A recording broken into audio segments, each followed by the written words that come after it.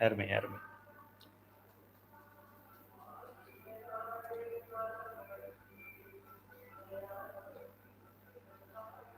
திருச்சிற்றம்பலம். தென்னாடுடைய சிவனே போற்றி, எந்நாட்டவர்க்கும் இறைவா போற்றி. காவாய் காவாய் காவாய் கனகத்திரளே போற்றி, கைலை மலையானே போற்றி போற்றி. திருச்சிற்றம்பலம். எல்லாம் உள்ள திருவருளுக்கும் நம்மை வழிநடத்தி செல்கின்ற குருநாதர்களுக்கும் முதற்கண் வணக்கத்தை தெரிவித்து, இந்த பாடத்திட்டத்திலே இணைந்து தொடர்ச்சியாக பயின்று வருகின்ற மாணவர்களாகிய உங்கள் அனைவரையும் வாழ்த்தி வணங்கி, உலகத்தின் மிக உயர்ந்த ஞானத்தை உலகத்திலேயே மிக எளிமையான வகையில் கற்றுக் கொடுக்கின்ற இந்த கைலை அறக்கட்டளையில் நீங்கள் எல்லாம் இணைந்தது அறக்கட்டளைக்கு பெருமை. மென்மைகள் சைவநீதி விளங்குக உலகமெல்லாம் என்று கடைசி பாடலில் கடைசி வரியை பாடிட்டு வீட்டுக்கு கிளம்புறதோடு இல்லாமல், கடைசி வரி அதையே நாம் நம்முடைய வாழ்க்கையின் முதல் நோக்கமாக வைத்துக்கொண்டு இந்த அறக்கட்டளையை செயல்படுத்துகின்றோம். இந்த அறக்கட்டளை பல்வேறு பணிகளை துவங்கி எல்லோருமே சிறப்பாக சென்று கொண்டிருக்கின்றது. திருவாசகம் முற்றும் எழுதுதலில் கிட்டத்தட்ட 1100 மாணவர்கள் இருக்கின்றார்கள். திருவாசகத்தை எழுதுவதில் 1000 பேரை தாண்டி விட்டோம். 10 பேரில் ஆரம்பித்தது 108 பேருக்கு பரிசு சென்றோம். 208க்கு பரிசு என்று சொன்னோம். 508 என்றோம், 1008 என்றோம், இப்போ 1080 ஆயிடுச்சு. கூடிய விரைவில் இது 2008 அடையும் என்பதில் எல்லளவும் ஐயமில்லை. ஆக ஏதோ ஒரு காரியம் நடக்கிறது என்றால் அதற்கு ஒரு காரணம் இருக்கும். கைலை அறக்கட்டளையில் இந்த காரியம் நடக்கிறதுக்கு காரணம் யார் என்றால் நீங்கள் தான். உங்களால் தான் இது நடக்கின்றது. இங்கே இருக்கின்ற ஆசிரியர் பெருமக்கள், இப்போது 200 ஆசிரியர்கள், கூடிய விரைவிலே அது 1000 கால் மண்டபமாக ஆகப் போகிறது. 1000 ஆசிரியர்கள் ஒரே நேரத்தில் போர்ப்படை தளபதிகளாகவும் கொள்கை பரப்பு செயலாளர்களாகவும் செயல்படப் போகிறார்கள். நிச்சயமாக மேன்மைகள் சைவ நீதி விளங்கித்தான் ஆக வேண்டும். அந்த அளவிலே இந்த சைவ சித்தாந்த சுடர் என்கின்ற எளிமையான பாடத்திட்டம் எல்லோரையும் கவர்ந்துள்ளது என்பதில் எல்லளவும் ஐயமில்லை. கல்லூரியிலே இதை ஒரு பாடமாக அறிவித்து கல்லூரி மாணவிகளுக்கு கல்லூரியிலேயே போய் நாம் இந்த பாடத்தை நடத்துகின்றோம். சாட்டர்டே சண்டேல வெளியில் வச்சு நடத்தலை, கேம்பஸ் உள்ளேயே போய் அந்த ஒர்க்கிங் ஹவர்ஸ்லேயே நம்ம இந்த பாடத்தை நடத்துகின்றோம். 200 பேருக்கு நடத்துகின்றோம். ஒரே நேரத்தில் 4 ஆசிரியர்கள் சென்று நடத்துகிறார்கள். அந்த ஆசிரியர் பெருமக்களை வாழ்த்தி வணங்கி, எவ்வளோ ஒரு பெரிய புண்ணியத்தை சம்பாதிக்கிறாங்க பாருங்கள். இளம் குழந்தைகள் மனதிலே கெட்டு போகிற இந்த டீனேஜ்னு சொல்லக்கூடிய மனம் அல்லாடுகின்ற ஒரு இடத்திலே மனத்தை அல்லாட விடாமல் முப்பொருள் உண்மையை பதிக்கின்ற ஒரு பணியை செய்கின்ற ஆசிரியர்கள் அமுதா கோபாலகிருஷ்ணன் அண்டு சூர்யா சகோதரிகள், சூரியலக்ஷ்மி, சூரிய பிரபா, வீரமனோகரி அனைவரையும் வாழ்த்தி, அனைவரும் இப்படி ஆசிரியராக ஆக வேண்டும் என்று உங்களையும் கேட்டுக்கொண்டு நாம் இந்த பாடத்திற்குள்ளே நுழைகின்றோம். ஆக இந்த அலகு 9ற்கு செல்வதற்கு அலகு 8ஐ நாம் ஒரு திருப்புதல் செய்துவிட்டு செல்வது நல்லது. உயிர்கள் ஆணவ மலத்தின் பிடியிலே சிக்கி, ஆணவ மலத்திற்கும் தெரியாது உயிரை பிடித்திருப்பது, உயிருக்கும் தெரியாது ஆணவ மலம் நம்மை பிடித்திருக்கிறது என்று. இதுபோல தெரியாத ஒரு விஷயத்தை முதலில் கண்டுபிடித்தவர் சிவபெருமான் தான். ஆக அமெரிக்காவை கண்டுபிடித்தது யாரு? கொலம்பஸ். புவியீர்ப்பு விசையை கண்டுபிடித்தது யாரு? நியூட்டன். பல்பை கண்டுபிடித்தது யாரு? எடிசன். எலக்ட்ரோமேக்னெட்டிக் கண்டுபிடிச்சது யாரு? ஃபாரடே. விமானத்தை கண்டுபிடிச்சது யாரு? Wright brothers. உங்களையும் என்னையும் கண்டுபிடிச்சது யாரு? சிவபெருமான். அவன் நம்மை கண்டுகொள்ளவில்லை என்றால் கேவலமாக இருந்திருக்கும். முதலில் நம்மை கண்டுபிடித்து இந்த உலகத்துக்கு அறிமுகப்படுத்தியவன் சிவபெருமான். நமக்கு முதல் சொந்தம், முதல் கருணையாளன், முதல் உதவி எல்லாமே சிவபெருமான் தான். ஆக வாழ்க்கையிலே உங்களுக்கு ஒரு நிலை வருகிறது, இதுவா சிவமா என்றால் சிவம்தான். ஏனென்றால் அதுதான் நீண்ட நெடுங்கால உறவு, மாறாத ஒரு உறவு, கருணை அடிப்படையில் உறவு, கைமாறு கருதாத உறவு. மற்ற எந்த உறவுகளை நீங்கள் எடுத்து பார்த்தாலும் கைமாறு கருதும், அது நிலையில்லாதது, அது குறுகிய காலத்திற்கு உண்டானது. எந்த உறவை நீங்கள் எடுத்தால், என்னுடைய மனைவி எனக்கும் என்னுடைய மனைவிக்கும் உறவு என்ன? குறுகிய கால உறவு, ஃபியூ இயர்ஸ். 25 இயர்ஸ். அது இன்னைக்கு சாம்பார் சரியாக வைக்கலைன்னா எனக்கு கோபம் வந்து, நான் ஏதாவது ஆஃபீஸ்லேருந்து லேட்டாக வந்தால் அவங்களுக்கு கோபம் வந்து. அதுதான் நம்மளுடைய உறவு. சிவபெருமானுக்கும் நமக்கு இருக்கிற உறவு அப்படி கிடையாது. நம்மை கண்டுபிடித்தது அவர், நம்மை இந்த உலகத்துக்கு அறிமுகப்படுத்தியது அவர், நம்மை ஒன்றாயிருந்து காப்பது அவர், நம்மை உடனாயிருந்து இயக்குபவர் அவர், நமக்கு வேறாயிருந்து அருள் செய்பவரும் அவர். அடுத்த பிறவியில் செய்வாரா? நிச்சயமா செய்வார். அவரை தவிர வேற யார் செய்ய முடியும்?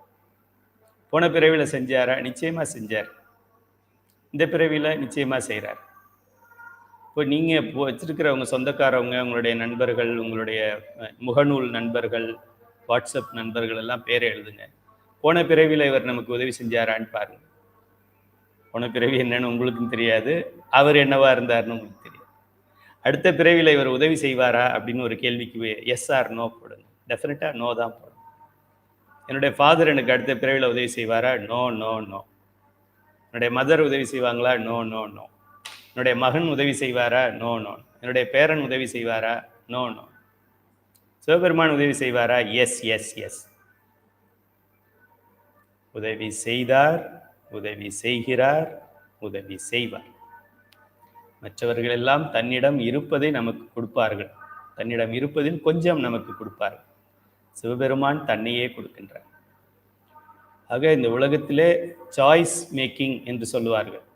இதுவா அதுவா என்று முடிவு பண்ணுது.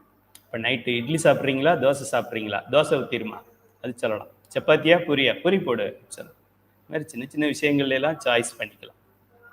அம்மா பிடிக்குமா, ஒய்ஃப் பிடிக்குமா? ஒய்ஃப் தான் பிடிக்கும். ஒய்ஃபுக்கு காட்டன் சாரி பிடிக்குமா, பட்டுப்புடவை பிடிக்குமா? பட்டுப்புடவை தான் பிடிக்கும். சிவனா நானா அப்படின்னா சிவன் தான். அதோட யாரும் அதை டச் பண்ணக்கூடாது. ரொம்ப கிளியராக இருக்கும். கணவனாக இருந்தாலும் சரி, மனைவியாக இருந்தாலும் சரி. சிவனா நானான்னா சிவன் தான். அதுக்கு கீழே நீ 1000 கொஸ்டின்ஸ் கேளு, எல்லாமே நீ தான். உங்களுக்கு ரொம்ப பிடிச்சது யாருங்க? நீ தான். உங்களுக்கு ரகசியமெல்லாம் நீங்கள் யார்கிட்ட எல்லா ரகசியத்தையும் சொல்லுவீங்க? உங்ககிட்ட தான் சொல்லுவோம். உங்களுக்கு ஒரு 1 கோடி ரூபாய் லாட்டரியில் விழுந்தால் யாருக்கு கொடுப்பீங்க? உனக்கு தான் கொடுப்பேன். நீங்கள் சுவிட்சர்லாந்து போகணும் அப்படின்னா யாரை கூட்டிகிட்டு போவீங்க? உனக்கு தான் கூட்டிகிட்டு போவேன். எதை வேணாலும் கொடுக்கலாம், எதை வேணாலும் பேசலாம், எதை வேணாலும் தரலாம். நானா சிவனா அப்படின்னா சிவன் தான். இதுதான் பகுத்தறிவுன்னு சொல்றோம். இந்த அறிவு தான் முக்கியமான அறிவு. அனைவரும் இதில் தெளிவாக இருக்க வேண்டும். ஆக சிவபெருமான் ஆணவ மலத்து பிடியில் இருக்கின்ற உயிர்களை மீட்டு அந்த மல பரிபாகத்தை உண்டு பண்ணி, மல பரிபாகம் செய்து, மல பரிபாகம் நிகழ நிகழ சக்தி நிபாதம் நடந்து கொண்டே வரும். சக்தி நிபாதம் நடக்க நடக்க முத்தியை தொடுகின்றோம் என்ற அர்த்தம். முத்தியின் உயர்ந்த நிலை சிவபெருமானுடைய நிலை. முத்தியின் உயரத்தில் தான் அவர் இருக்கிறார். அவருடைய நிலை சிவம். சிவம் என்கின்ற நிலை சிவபெருமானுடைய முத்தி. எல்லாருக்கும் ஒரு முத்தி இருக்கு. பிரம்மாவுக்கு முத்தி, அவருக்கு ஒரு உலகம் இருக்கு, அதுல ஒரு முத்தி இருக்கு. பெருமாளுக்கு ஒரு உலகம் இருக்கு, அதுல ஒரு முத்தி இருக்கு. இந்திரனுக்கு ஒரு உலகம் இருக்கு, அதுல ஒரு முத்தி இருக்கு. எல்லாருக்கும் ஒரு உலகமும் அதுல முத்தியும் இருக்கு. இப்போ தமிழ்நாட்டுக்கு சீஃப் மினிஸ்டர் இருக்காரு, அவருக்கு ஒரு ஃபைனான்ஸ் மினிஸ்டர் இருப்பார். கேரளாவில் ஒரு சீஃப் மினிஸ்டர் இருக்காரு, அவருக்கு ஒரு ஃபைனான்ஸ் மினிஸ்டர். ஆனால் இந்தியாவுக்கே ஒரு ஃபைனான்ஸ் மினிஸ்டர் இருக்கார். அதுதான் மெயின். நமக்கு இந்த மாநிலம் மாவட்டமெல்லாம் விட்டுட்டு உலக அளவில் உயர்ந்த அளவிலே தி அல்டிமேட் என்று சொல்வார்கள். அதை விட மேலே எதுவும் இல்லை என்கின்ற முக்கிய நிலை சிவபெருமானுடைய சச்சிதானந்தம். நம்மளுடைய நோக்கமெல்லாம் அதை பெறுவதாக இருக்க வேண்டும். அது போகிற வழியில் பிரம்மாவை தாண்டி போகிறோம், பெருமாளை தாண்டி போகிறோம், அப்புறம் வித்யேஸ்வரரை தாண்டி போகிறோம். அப்படிலாம் தாண்டி தாண்டி போய்கிட்டே இருக்கலாம். அப்புறம் 36 தத்துவங்களையும் தாண்டி போகலாம். நம்ம அடைய வேண்டியது சிவபெருமானுடைய சாயுச்சியத்தை அடையும். மற்ற சாயுச்சியங்களெல்லாம் நமக்கு temporary bus stop, railway station பேர், ரயில்வே ஜங்ஷன் கிடையாது, ரயில்வே ஸ்டேஷன். ஆக சிவபெருமான் நமக்கு இருவினை ஒப்பை தருகின்றார், மல பரிபாகத்தை ஆக்குகின்றார், சக்தி நிபாதத்தை தருகின்றார், முத்தியை தருகிறார். முத்தியின் முதிர்ந்த முத்தியாகிய சாயுச்சியத்தில் தன்னை போலவே இந்த ஆன்மாவை ஆக்குகிறார், தன்னை போலவே வைத்திருக்கிறார். அது நல்லா தெரிஞ்சுக்கணும். சிவமாக்கி என்னை ஆண்ட. சிவமாக்கி அப்படின்னோடனே ஏற்கனவே ஒரு சிவம் இருந்தார், இப்போ மாணிக்க வாசகரோட சேர்த்து இந்த உலகத்தில் 2 சிவபெருமான் இருக்காங்க அப்படி கிடையாது. பதி ஒன்று, அன்றும் ஒன்று, இன்றும் ஒன்று, என்றும் ஒன்று. பதிக்கு நிகர் யாரும் கிடையாது. மாணிக்க வாசகரும் கிடையாது, திருஞான சம்பந்தர், திருநாவுக்கரசர், சுந்தரரும் கிடையாது. பதி ஒன்று. அதில் தெளிவாக நாம் இருக்க வேண்டும். ஆக சிவமாக்கி என்னை ஆண்ட சிவம் போல முதல்ல அந்த சிவலோகத்துல நம்மை வைப்பார், அப்புறம் சிவனுக்கு அருகாமையில் நம்மளை வைப்பார், அப்புறம் சிவனை போல உருவத்தை நமக்கு கொடுப்பார், அப்புறம் சிவ அந்த சச்சிதானந்தம் அப்படிங்கிற ஒரு நிலையிலேயே நம்மளை வச்சிருப்பார். நம்ம எங்க இருக்கிறோம்னு தெரியாம ஏற்கனவே அப்படிதான் இருந்தோம். அங்க ஆணவ மலத்துல எங்க இருக்கோம்னு தெரியாம மடங்கி போய் கிடந்தோம். இப்போ ஆனந்தத்துல ஆணவ மலத்துல மயக்கம், இப்போ ஆனந்த மயக்கத்துல உட்கார்ந்துருப்போம். அப்போ நான் தான் சிவபெருமான்னு சொல்ல முடியாது. சில பேர் வந்து அந்த நிலைக்கு போயிட்டோம்னா நம்மளும் சிவன் ஆயிடலாம் அப்படின்னு சொல்றாங்க. நம்ம சிவன் ஆக முடியாது. பதி ஒன்று, பசுக்கள் பல. அப்படி செய்கின்றான் இந்த பெருமான். அதை செய்வதற்கு நாம் தனு கரண புவன போகம் என்று சொல்கின்றோம். அந்த தனு கரண, தனு என்றால் உடல், கரணங்கள்னா உடல்ல கருவிகள். அதுக்கப்புறம் கரணம் என்பது உலகம். உலகத்துல போகம் என்கின்றது உலகத்தை அனுபவிக்கக்கூடிய, ஏன்னா இந்த இந்த பிண்டம் என்று சொல்லக்கூடிய உடலும் உடல் கருவிகளும் அனுபவிக்கிறதுக்கு ஒரு இடம் வேணும். அங்கேதான் உலகமும் உலக போகத்தையும் இறைவன் படைக்கிறார். ஆக இந்த உயிருக்காக இவ்வளவு படைக்கிறார். இந்த உயிருக்காக இவ்வளவு படைக்கிறது அப்படிங்கிறத 36 தத்துவங்கள் என்று நாம் சொல்லுகின்றோம். அதுல ஒரு 5 தத்துவம் வந்து ரொம்ப உயர்ந்த நிலை தத்துவம். அதுக்கு பேர் விஞ்ஞானகலர் நிலை. நம்ம ஆன்மா அங்க போகும்.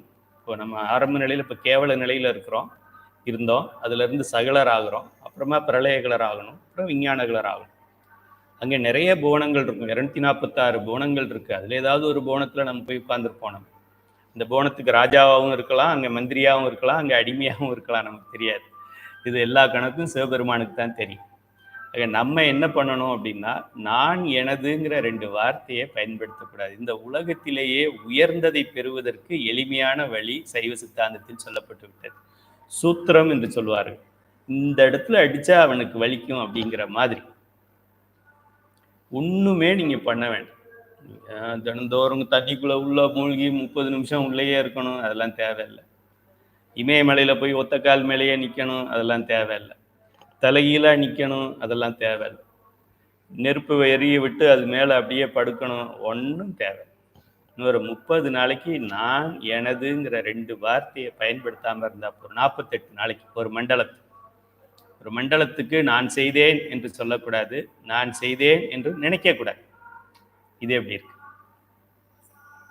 நான் செய்தேன், பஞ்சபுராணம் 25,000 பேர் பாட வைத்தேன், ஓகே, அங்கேயே இரு இங்கேயே இரு, உனக்கு இங்கே இடம் இல்லைன்னு சொல்லிடுவார் சிவபெருமான். பெருமானே பஞ்சபுராணம் தான், அதெல்லாம் பரவாயில்ல, அங்கேயே இரு என்று சொல்லிவிடுவார்.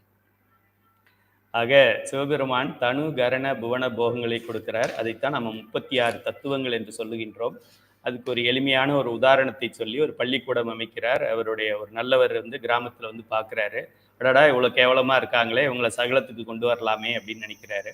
சகலத்துக்கு கொண்டு வரத தன்னுடைய செயல்படுத்த வர்றார். செயல்படுத்தும் போது தன்னுடைய மனைவியை வைத்து செயல்படுத்துகிறார். அந்த மனைவியும் ரொம்ப அவரை போன்றவர்கள் தான். செயல்படுறதுனால மனைவின்னு சொல்றோம், செயல்படாம இருந்தாக்க கணவன் சொல்லியிருந்திருப்போம். அவங்க தனக்கு கீழே இன்னொரு 3 பேரை அவங்க தன்னுடைய குணங்களை கொண்டு இன்னொரு 3 பேரை உருவாக்குறாங்க. அது நாதம் விந்து அப்படிங்கிறதுல இருந்து விந்துல இதுல இச்சாசக்தி ஞானசக்தி கிரியாசக்தி காம்பினேஷன்ல இச்சா ஜாஸ்தி இருந்தா இவர், ஞானம் ஜாஸ்தி இருந்தா இவர், கிரியா ஜாஸ்தி இருந்தா இவருன்னு இந்த காம்பினேஷனை வச்சு அவங்களே ஒரு 3 பேரை படைக்கிறார்கள். இது 5 சேர்ந்ததுக்கு பேரு சுத்த மாயை என்று பெயர். இந்த 5ஐயுமே சிவபெருமானே நேரடியாக அதை கண்ட்ரோல் பண்ணிக்கிறார். அதனால சிவபெருமான் அல்லது பார்வதி, யாரோ ஒருத்தர். நம்ம எப்போலாம் சிவபெருமான்னு சொல்றோமோ அப்போ பார்வதின்னு சொல்றோம்னு அர்த்தம். பார்வதின்னு எப்போ சொல்றோமோ, சிவகாமின்னு எப்போ சொல்றோமோ, கயல்விழின்னு எப்போ சொல்றோமோ, அங்கேயர்கண்ணின்னு எப்போ சொல்றோமோ, மலையரசி அப்படின்னு எப்போ சொல்றோமோ, மலையான் மகள் அப்படின்னு சொல்றோமோ, மலையரசன் பொற்பாவைன்னு சொன்னாலும் எல்லாமே இந்த சிவபெருமான் தான் அர்த்தம். உட்கார்ந்திருந்தா சிவபெருமான், எழுந்திரிச்சு நடந்தா பார்வதி. அந்த பார்வதியை வைத்து அவங்க ஒரு 3 பேரை வைத்து சுத்த மாயை என்று சொல்லக்கூடிய 5 புவனங்கள், 5 தத்துவங்கள் அந்த சுத்த மாயையில் இருக்குது. அதுக்கு அடுத்தது அசுத்த மாயை. அசுத்த மாயையில் முதல்ல 7 தத்துவங்கள் இருக்கின்றது. அதுக்கு வித்யேஸ்வரர் கண்ட்ரோல் பண்றாரு. அதனால அதுக்கு வித்யா தத்துவம்னு பேர். காலம் நீதி கலை வித்தை வர்றதுனால வித்யா தத்துவங்கள் கிடையாது. வித்யேஸ்வரர் அதுக்கு அதிபதி. ஒன்னொன்னுக்கு அதிபதி இருக்காங்கல்ல. ஒரு கட்சியில பார்த்தீங்கன்னா தலைவர்னு ஒருத்தர் இருப்பாரு, அதுக்கப்புறம் மாவட்ட செயலாளர்கள்னு இருப்பாங்க. ஒரு மாவட்டத்துக்கும் ஒரு செயலாளர் இருப்பாங்க. பெரிய மாவட்டமா இருந்தால் அதை 2ஆ பிரித்து, இப்போ ஒரு திருச்சி மாவட்டம்னு வச்சுக்கோங்க, திருச்சி மாவட்டத்துக்கு தெற்குக்கு ஒருத்தர், வடக்குக்கு ஒருத்தர்னு அப்படி போடுவாங்க. அதுபோல் அவங்கவுங்க அந்த போஸ்ட்டில் இருக்கிற மாதிரி சிவபெருமானுக்கு கீழே பல பேர் பல பணிகளை செய்து கொண்டிருக்கிறார்கள். அதில் வித்யேஸ்வரர் என்கின்றவர் இந்த உயிர் சம்பந்தப்பட்ட உயிருக்கு உடல் கொடுத்து ஆணவ மலம் நீக்கிற பணியில் நேரடியாக சம்மந்தப்பட்டிருக்கார். அதனால அந்த தத்துவங்கள் அவருடைய கண்ட்ரோலில் இருக்கிற தத்துவங்களுக்கு வித்யா தத்துவங்கள் என்று பெயர். காலம், நியதி, கலை, வித்தை, அராகம், புருடன், மாயை ஒன்று இருக்கு. அதுக்கு அடுத்து கீழே இன்னும் இறங்குறோம். கீழே நம்ம இறங்கணும் அப்படின்னாக்க நம்ம இன்னும் அழுப்பில் இருக்கோன்னு அர்த்தம். அதுக்கு பேர் பிரகிருதி அல்லது பிரகிருதி மாயை அல்லது மூல பிரகிருதி அல்லது அசுத்த மாயை, எப்படி வேணாலும் நம்ம சொல்லலாம். அல்லது ஆன்ம தத்துவங்கள், அதில் 24 தத்துவங்கள். ஸோ எப்போதுமே தத்துவம் 36ங்கிறதுல நம்ம கையிலே அறக்கட்டளை மாணவர்கள் உலகத்தில் எங்கே கேட்டாலும் எழுந்திருச்சு நின்று வேகமாக சொல்லணும். தூங்கும்போது எழுப்பி கேட்டாலும் சொல்லணும். நான் சைவ சித்தாந்த தங்கம் வச்சுருக்கிறேன், சைவ சித்தாந்த வெள்ளி வச்சுருக்கிறேன், நான் 2 வருஷம் படித்தேன், 4 வருஷம் படித்தேன், ஆனால் 36 தெரியாது. அப்படி இருக்கக்கூடாது. கையில அறக்கட்டளையில் நீங்கள் பதில் சொல்கிறத பார்த்துட்டு நீங்கள் கையில அறக்கட்டளையில் படிச்சிங்களான்னு கேட்கணும். அது போல் இருக்கணும். இன்று முதல் அதுக்கு ரொம்ப தெளிவாக இருங்க. இந்த சைவ சித்தாந்தத்தில் புரியாதுன்னு நினைக்கிறது 36 தத்துவம் தான். ஆனால் இருக்கிறதுலே ஈஸியானது 36 தத்துவம் தான். முதல்ல 5 தத்துவம், அதுக்கப்புறம் 7 தத்துவம், 5 7 12, 12 24 36, அவ்வளோ. 5 சுத்த வித்தையில் இருக்குது, சுத்த மாயையில் இருக்குது, இன்னொரு 7 அசுத்த மாயையில் மேலே இருக்குது. கொஞ்சம் நல்லா இருக்குது. தெளிஞ்ச அழுக்கு தண்ணியில் இருக்குது. இது கீழே உறைஞ்ச அழுக்கு தண்ணியில் இது இருக்குது. 24 தத்துவங்கள். இதைத்தான் நம்ம சென்ற வகுப்பில் நாம் பார்த்தோம். இப்போ 9வது அலகுக்கு போவோம். சைவ சித்தாந்த சுடர் பயிற்சி வகுப்பு பாட வரிசையில் 9வது அலகாக நமச்சிவாய என்ற வார்த்தையில் உள்ள ம என்ற எழுத்தின் பொருள் பற்றி சிந்திக்கின்றோம். ம என்ற எழுத்தானது 3 மலங்களாகிய ஆணவம், கண்மம், மாயை ஆகியவற்றை குறிக்கும். மலம் அப்படின்னு நம்ம சொன்னாலும், பாசம் என்று சொன்னாலும், தலை என்று சொன்னாலும், இது எல்லாமே 3 மலங்களையும் சேர்த்து குறிக்கிறது. ஆணவம், கண்மம், மாயை. எப்போ சொன்னாலும் ஆணவத்தை ஃபஸ்ட்டு சொல்லணும். மாயை கண்மத்தை மாற்றி கூட சொல்லிக்கலாம். ஆனால் ஆணவத்தை முதல்ல சொல்லி ஆகணும். ஏன்னா ஆணவம் மூல மலம் என்று பெயர். பிள்ளையார் சொல்லி போடுறது எப்போ போடுறது? முன்னாடி தான் போடணும், கடைசியாக போடக்கூடாது. அதுபோல் இப்போ நம்ம துதி பாடல்கள் சொல்லும்போது விநாயகர் துதியை முதல்ல சொல்லணும். கடைசியில் விநாயகர் துதி சொல்கிறோன்னா அது லாஜிக்காக ஒத்துக்க முடியாது. அதுபோல் இந்த ஆணவம் தான் முதல் மூல மலம். ஆணவத்தை நீக்குவதற்காக மற்ற 2 மலங்கள் ஏற்கனவே இருந்ததை செயல்படுத்துகிறார் சிவபெருமான். அதுவும் நமக்காக அவர் செய்கிற ஒரு மிகப்பெரிய ஒரு கருணை. நம்ம சொந்தக்காரனில் எவனாவது அந்த 2 மலத்தை நமக்காக செயல்படுத்த முடியுமா? நல்லா யோசிப்பாரு. ஐ லவ் யூ அப்படின்னு சொல்கிற ஆள்கிட்டே கண்ம மலத்தை நீ செயல்படுத்தினியா எனக்காக? கர்மம்னு கேள்விப்பட்டிருக்கேன், கண்மம்னா என்ன அப்படி சொல்லுவான். எனக்காக நீ மாயையை செயல்படுத்தினியா? மாயைன்னா என்ன அப்படின்னு கேட்பான். அவனை போய் நான் என்னுடைய உற்ற நண்பன், வெரி க்ளோஸ் ஃப்ரெண்ட், ரொம்ப திக் ஃப்ரெண்ட் அப்படி சொல்லுவோம். சிவபெருமான் அவர் சோதிச்சிருவார், அவர் கொன்னுடுவார், அவர் கொலை பண்ணிடுவார், அவர் அழிக்கும் கடவுள், அவர் ஆட்டி வச்சிருவார் அப்படின்னு சொல்லுவோம். அறியாமை அறியாமை அறியாமை அறியாமை. சைவ சித்தாந்த சுடர் கையிலே அறக்கட்டளைக்குள்ள வந்துட்டா அறியாமை உடனடியாக நீங்கி விட வேண்டும். ஏன்னா ரொம்ப எளிமைதானே. கடினமாக இருந்தால் கஷ்டமாக இருக்கும் நீங்கிறதுக்கு. சரி, இந்த 3 மலங்கள் ஆணவம், கண்மம், மாயை ஆகிய குறிக்கும். உயிருக்கு உடலானது 5 அடுக்குகளாக அமைக்கப்பட்டுள்ளது பற்றி சிந்திப்போம். அருமையான பாடம் இன்னைக்கு. இந்த உடல் அப்படின்னு நாம் சொல்கிறோமே, இந்த உடலில் ஒரு 5 அடுக்கு இருக்கு. சும்மா நம்ம கற்பனைக்காக எப்படி வேணாலும் வச்சுக்கலாம். அது ஒரு கிரவுண்ட் ஃப்ளோர், ஒரு அப்பார்ட்மெண்ட்டுக்கு போகிறோம் அப்படின்னா ground floor, first floor, second floor, third floor, fourth floor, fifth floor அப்படி கூட வச்சுக்கலாம். ஒரு லிஃப்ட்டில் போகிற மாதிரி நீங்கள் ஒரு கற்பனை பண்ணி கொள்ளலாம். அப்படி இல்லை அப்படின்னா அந்த பட்டாசு இருக்கு இல்லையா, லட்சுமி வெடி, அந்த வெடிக்கெல்லாம் ஒரு வெடியை உள்ளே வச்சு அது மேலே துணி சுற்றுவாங்க, அப்படியும் வச்சுக்கலாம். இல்லைன்னா மசாலா உள்ளே வச்சு சமோசாவுக்கு மேலே மடிப்பாங்க, அது மாதிரி நினச்சிக்கலாம். இல்லைனா ஏதாவது ஒரு பொருள் உடையாமல் இருக்கணும், நம்ம வெளியில் எடுத்துகிட்டு போகிறோம், உடையாமல் இருக்கணும். ஒரு கண்ணாடி விளக்கு, கண்ணாடி பொருள் இருக்குன்னா அதை வச்சு மேலே துணியெல்லாம் சுற்றி பேக்கிங் பண்ணி அதை ஒரு பாக்ஸுக்குள்ளே வச்சு அதுக்குள்ளே அதை ஆடாமல் வச்சு தனி ஒரு பேக்கிங், அப்புறம் பாக்ஸுக்குள்ளே ஆடாமல் ஒரு பேக்கிங், அப்புறம் பாக்ஸை ஆடாமல் ஒரு பேக்கிங், அப்படி மாதிரி எதை வேணாலும் நம்ம கற்பனை செய்து கொள்ளலாம். ஆக மொத்தம் 5 லேயர், 5 அடுக்குகள் இருக்கின்றது, 5 நிலைகள் இருக்கின்றது என்பதை தெளிவாக தெரிந்து கொள்ள வேண்டும். இந்த தமிழ்நாட்டிலேயே தென்னாடுடைய சிவனையை போற்றி இருந்த தமிழ்நாட்டில் இருக்கின்ற 7 கோடி மக்களிலே 6 கோடியே 99 லட்சம் பேருக்கு தெரியாது. இது எப்படி இருப்பாரு? 6,99 lakh பீப்புளுக்கு இது தெரியாது. உங்களுக்கும் எனக்கும் தான் தெரியும். யாரையாவது கூப்பிடுங்க, வாசலுக்கு போங்க, நிறுத்துங்க. நம்மளுடைய உடல்னு சொல்றமே, நாம்னு சொல்றமே, எத்தனை அடுக்குகளால் ஆனதுன்னு கேளுங்க. அவனுக்கு டிஃபன் கேரியர் தான் ஞாபகம் வரும். கீழே பெரிய அடுக்குல சாதம் வைப்பாங்க, அப்புறம் சாம்பார் வைப்பாங்க, அப்புறம் ரசம் வைப்பாங்க. உடல்ல 5 அடுக்கு இருக்கின்றது எவனுக்கும் தெரியாது. சைவ சித்தாந்தம் படித்திருந்தால் மட்டும்தான் தெரியும். டாக்டருக்கு கூட தெரியாது. டாக்டருக்கு ஃபர்ஸ்ட் தெரியாது. கற்றாரை யான் வேண்டேன்றார் மாணிக்கவாசகர். எம்எஸ், எம்டி, எம்எஸ்சிசி, எம்சிசிசின்னு சொல்லுவார். யாராவது உங்க வீட்டில் டாக்டர் இருந்தால் கூப்பிட்டு கேளுங்க, எத்தனை அடுக்கு உடல்னு கேளுங்க. அவர் உயிரே இல்லை, அப்புறம் எங்க உடல்னு சொல்லுவார்.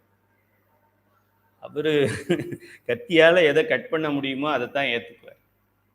கத்தியால கட் பண்ண முடியாத ஒரு பொருள் உடல்ல இல்லை என்பது டாக்டருடைய ஃபர்ஸ்ட் செமஸ்டர்ல ஃபர்ஸ்ட் டே பாடம். அதனால அது திருத்த முடியாது, நாய் வாழை நிறுத்த முடியாதுங்கிற மாதிரி. ஆக நாம் தெரிந்து கொள்வோம். சயின்டிஸ்டுக்கு தெரியாதது, டாக்டர்ஸுக்கு தெரியாதது, இன்ஜினியர்ஸுக்கு தெரியாதது, பிரைம் மினிஸ்டர்ஸுக்கு தெரியாததை நீங்களும் நானும் தெரிந்து கொள்ள போகின்றோம். நாம் என்று சொல்லுகின்ற இந்த உயிரோட இந்த உடலை சேர்க்கின்ற இறைவன் உயிரையும் உடலையும் சேர்க்க வேண்டும் என்றால் அதுக்கு ஏதாவது ஒரு ஃபெவிகால் போட்டு ஒட்டணும். ஏன்னா இது வேற வேற மெட்டீரியல். ஒரு இரும்புல ஒரு பிளாஸ்டிக்கு கொண்டு போய் வைக்கணும்னா அதுக்கு ஒரு ஃபெவிகால் போட்டால் தானே வைக்க முடியும். சும்மா இரும்பும் பிளாஸ்டிக்கும் ஒட்டிக்குமா? ஆக உயிர் என்பது தனி பொருள், அறிவு பொருள், அறிவித்தால் அறியக்கூடிய பொருள், விட்டு அறியக்கூடிய பொருள், சார்ந்ததின் வண்ணம் இருக்கக்கூடிய பொருள். இப்படிப்பட்ட ஒரு பொருள்ல ஒன்றுத்துக்கும் உதவாத ஒரு பொருளை கொண்டு போய் சேர்க்கும்போது அது ரெண்டும் ஒட்டாதில்ல, ரெண்டும் சேம் மெட்டீரியல் கிடையாது. அதனால இறைவன் ஏதாவது அது கனெக்ஷன் பண்றதுக்கு ஏதாவது ஒன்று கொடுப்பாரு. பிராணன் அப்படின்னு ஒன்று கொடுப்பாரு. எதையாவது பண்ணுவார். அவர் எதையாவது பண்ணி நம்மளை எப்படியாவது காப்பாற்றணும்னு நினைக்கிறார். நேத்து அவருடைய எண்ணம் என்னவாக இருந்தது? நமக்கு எப்படியாவது சச்சிதானந்தம் கொடுக்கணும்னு நினைக்கிறார். இன்னைக்கு பகல் ஃபுல்லா அவருடைய எண்ணம் என்னவாக இருந்தது? உங்களுக்கும் எனக்கும் எப்படியாவது சச்சிதானந்தத்தை சீக்கிரமா கொடுக்கணும்னு நினைக்கிறார். நினைக்கிறது மட்டும் இல்ல, செயல்படுறாரு. மனம், மெய், மொழி மூன்றாலையும் அவரு நமக்கு சச்சிதானந்தம் கொடுக்கறதுக்கு அவர் செயல்பட்டுக்கிட்டே இருக்கார். அவர் மனதுல என்ன இருக்கு? இந்த சைவ சித்தாந்த சீடர் படிக்கிற பிள்ளைங்கெல்லாம் சீக்கிரம் சச்சிதானந்தத்துக்கு வரணும்னு நினைக்கிறார். அவர் எங்கேயாவது வாயால பேசினா என்ன பேசுவாரு? இந்த சைவ சித்தாந்த சீடர் மாணவர்கள் எல்லாம் சீக்கிரம் சச்சிதானந்தத்துக்கு வரணுன்றார். அவர் எதையாவது ஒன்று செயல்படுத்துறாரு அப்படின்னாக்க இந்த சைவ சித்தாந்த சீடர் மாணவர்கள் எல்லாம் சீக்கிரம் சச்சிதானந்தத்துக்கு வரணும்னு தான் செயல்படுத்துறாரு. அவருடைய மாமேமோ நம்மை நோக்கி இருக்கிறது, நம்முடைய மாமேமோ அவரை நோக்கி இல்லை. சங்கரா ஆறுகோளோ சதுரர். சங்கரா ஆறுகோளோ சதுரர், நீ என்னைய காப்பாத்துறதுக்கு மனமே மொழியால் செயல்பட்டு கொண்டிருக்கிறாய். நான் உன்னைய ஒரு நாளைக்கு காலையில 6 மணிக்கு பஞ்சபுராணம், மதியம் 12 மணிக்கு பஞ்சபுராணம், மாலை 6 மணிக்கு பஞ்சபுராணம், வேகமா பாடினா 1.5 நிமிஷத்துல பாடிடலாம். 3, 1.5, 4.5, 5 நிமிடங்கள் கூட உனக்காக என்னால செலவு பண்ண முடியல. ஆனா நீ 5 கோடி பிறவிகளாக எனக்காக முழு நேரத்தையும் செலவு பண்ணிக்கிட்டு. நான் இரவுல தூங்கிக்கிட்டு இருந்தாக்க சிவபெருமான் நம்மளை கண்டுக்காம போயிட்டார், லீவ்ல இருக்காருன்னு அர்த்தமா? ஆக இந்த பெருமானுக்கு நிகராக எந்த பெருமானும் கிடையாது, எந்த உறவும் கிடையாது, எந்த ரிலேஷனும் கிடையாது, எந்த பொருளும் கிடையாது. வீட்டில் இருக்கிற மிக உயர்ந்த விலை பெரிய காம்ப்ளெக்ஸ் வச்சிருக்கீங்க, இல்லைன்னா ஏதாவது ஒரு ஐலாண்ட் வாங்கியிருக்கீங்க, மலேசியா பக்கத்துல ஒரு தீவு உங்களோடது தான் அப்படின்னாலும் சிவபெருமானுக்கு நிகராக எதுவும் நிற்கவே முடியாது கண்ணா. அதுல தெளிவாக நம்ம இருக்க வேண்டும். இறைவன் இந்த உயிருக்கு தனு கரண புவன போகங்களை கொடுக்கும்போது, புவன போகங்களை விட்டுருங்க, முதல்ல தனு கரணத்தை பத்தி பேசுவோம். தனு கரணம் அந்த ரெண்டையும் கொடுக்கறதுக்கு இப்போ 5 லெவல்ல கொடுக்க போறார். அதை நம்ம பார்ப்போம். ஆணவ மலத்தில் சிக்கிக்கொண்டு அறிவு மறைக்கப்பட்டு கிடந்த உயிர்களை பிறவிகளுக்கு கொண்டு வந்து அவை அறிவு விளக்கம் பெற்றுனா என்ன? மல பரிபாகம் அப்படின்னு அர்த்தம். அறிவு விளக்கம் எப்போ வரும்? தூசி விலகணும் அப்படின்னா என்ன பண்ணணும்? கிளீன் பண்ணியிருக்கணும். ஆக மல பரிபாகம் என்று உயிர்கள் முக்தி நிலையை அடைய சிவபெருமான் உதவுவது அவரின் பெரும் கருணை. ஏனென்றால் எந்த சயின்டிஸ்ட் என்ன மாதிரி ஆராய்ச்சி பண்ணி சிவபெருமான் ஏன் இதையெல்லாம் செய்கிறார், இந்த கேள்விக்கு கருணைங்கிறத தவிர வேற வார்த்தையே கிடையாது. ஏன் இதை செய்கிறார்? இப்போ நான் ஏன் உங்களுக்கு வகுப்பு எடுக்கிறேன்? ஏதாவது ஒரு சுயநலம் இருக்கும் எனக்கு, இல்லைன்னா நான் ஏன் உங்களுக்கு வகுப்பு எடுக்கிறேன்? நான் என்ன முட்டாளா? எவ்வளோ விஷயங்கள் இருக்குது வாழ்க்கையில். ஒன்றும் இல்லைன்னா மாடியில் மொட்டை மாடியில் நின்று காற்று வாங்கிட்டு இருக்கோம். ஏன் உங்களுக்கு வகுப்பு எடுக்கிறேன்? எப்படியாவது உங்களை சச்சிதானந்தத்துக்கு கூட்டு போயிடணும்னு என் குருநாதர் சொல்கிறாரு, அதனால அதை நான் செஞ்சுக்கிட்டு இருக்கேன். என் குருநாதரை திருப்திப்படுத்துறதுக்காக நான் இதை செஞ்சு கொண்டிருக்கிறேன். சிவபெருமானை திருப்திப்படுத்துறதுக்காக நான் இதை செய்து கொண்டிருக்கின்றேன். ஆக என்னுடைய சுயநலம் சிவபெருமானுக்கிட்ட இருந்து ஏதாவது எனக்கு பணம் கிடைக்குமா, பொருள் கிடைக்குமான்னு நினச்சி உங்களுக்கு நான் சொல்லி கொடுத்துக்கிட்டு இருக்கேன். ஆனால் சிவபெருமான் நமக்கு இதெல்லாம் ஏன் சொல்லி கொடுக்குறாரு? நம்மக்கிட்ட இருந்து ஏதாவது கிடைக்குமா? இந்த பிரதோஷத்துக்கு 1/2 லிட்டர் பால் கொண்டு வருவானா, 1/4 லிட்டர் கொண்டு வருவானா? அதுவும் எது கம்மியான பேக்கெட்டோ அதை கொண்டு வருவானா, நல்ல காஸ்ட்லியான பால் கொண்டு வருவானா, பேக்கெட் பால் வாங்கிட்டு வருவானா, இல்லை ஃப்ரெஷ்ஷாக பசும்பால் கொண்டு வருவானா? இதெல்லாமா எதிர்பார்க்குறாரு அவர் நம்மகிட்டேருந்து? அவர் நம்ம பிரைம் மினிஸ்டர்கிட்டருந்தே அவர் எதுவும் எதிர்பார்க்க முடியாது. உங்கள்கிட்டையும் எங்கிட்ட இருந்து என்ன எதிர்பார்க்க போகிறார்?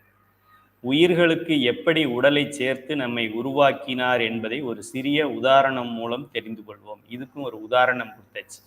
உதாரணத்தை ஞாபகம் வச்சுக்கோங்க. இந்த மாதிரி உதாரணம் எந்த ஒரு 14 சாத்திர நூல்கள்லையும் கிடையாது. ஏன்னா அதுலெல்லாம் கொஞ்சம் ஆழமான உதாரணமாக இருக்கும். நம்மதெல்லாம் ரொம்ப ஜஸ்ட் லைக் தட், ஈஸி கோ உதாரணம். பாருங்கள், இந்த உதாரணத்தை பார்க்காதவங்க, இந்த உதாரணத்தை கிராஸ் பண்ணி வாழ்க்கைக்கு வராதவங்களே இருக்க முடியாது. சிறிய கை குழந்தை, நம்மளும் கை குழந்தையாக இருந்திருக்கோம், நம்ம பெற்றிருக்க குழந்தைகளும் கை குழந்தைகளாக இருந்தது, நம்ம பேர பிள்ளைங்களும் கை குழந்தைகளாக இருக்குது. இல்லைனாலும் மற்றவங்க குழந்தைய நம்ம பார்க்குறோம். அதனால இந்த உதாரணம் நான் பார்த்ததில்லை, எனக்கு தெரியாதுன்னு யாரும் சொல்ல முடியாது. சைவ சித்தாந்த சுடரில் கொடுக்கப்பட்டிருக்கின்ற உதாரணங்களை நான் வாழ்க்கையில் பார்த்ததில்லைன்னு யாரும் எங்கேயும் சொல்ல முடியாது. வேற ஏதாவது நீங்கள் பண்டார சாத்திரங்களில் ஒரு உதாரணம் கொடுத்துருக்குறாங்க, அதை நான் பார்த்ததில்லை அப்படின்னா ஓகே. சைவ சித்தாந்த சுடரில் ஒரு உதாரணம் சொல்லப்பட்டு அது வாழ்க்கையில் நான் பார்த்ததில்லைன்னு யாரும் சொல்ல முடியாது. அப்படிதான் இருந்தால் நாளைக்கு எனக்கு வாட்ஸ்அப் பண்ணுங்க, இல்லைன்னா இங்கே பதிவிடு. சிறிய கை குழந்தையை ஊட்டி, கொடைக்கானல் போன்ற குளிர் பிரதேசங்களுக்கு தூக்கி செல்லும் போது நாம் குழந்தைக்கு பாதுகாப்பான உடைகளை அணிவித்து தூக்கி செல்கிறோம். நம்ம கொஞ்சம் அப்படி இப்படி இருந்தால் கூட பரவாயில்ல, குழந்தைக்கு எதுவும் ஆகிடக்கூடாது அப்படிங்கிறதுல நம்ம ரொம்ப பாதுகாப்பாக கேர்ஃபுல்லாக இருப்போம். அதுக்கு எதுவும் ஆகிடக்கூடாது அப்படின்ட்டு.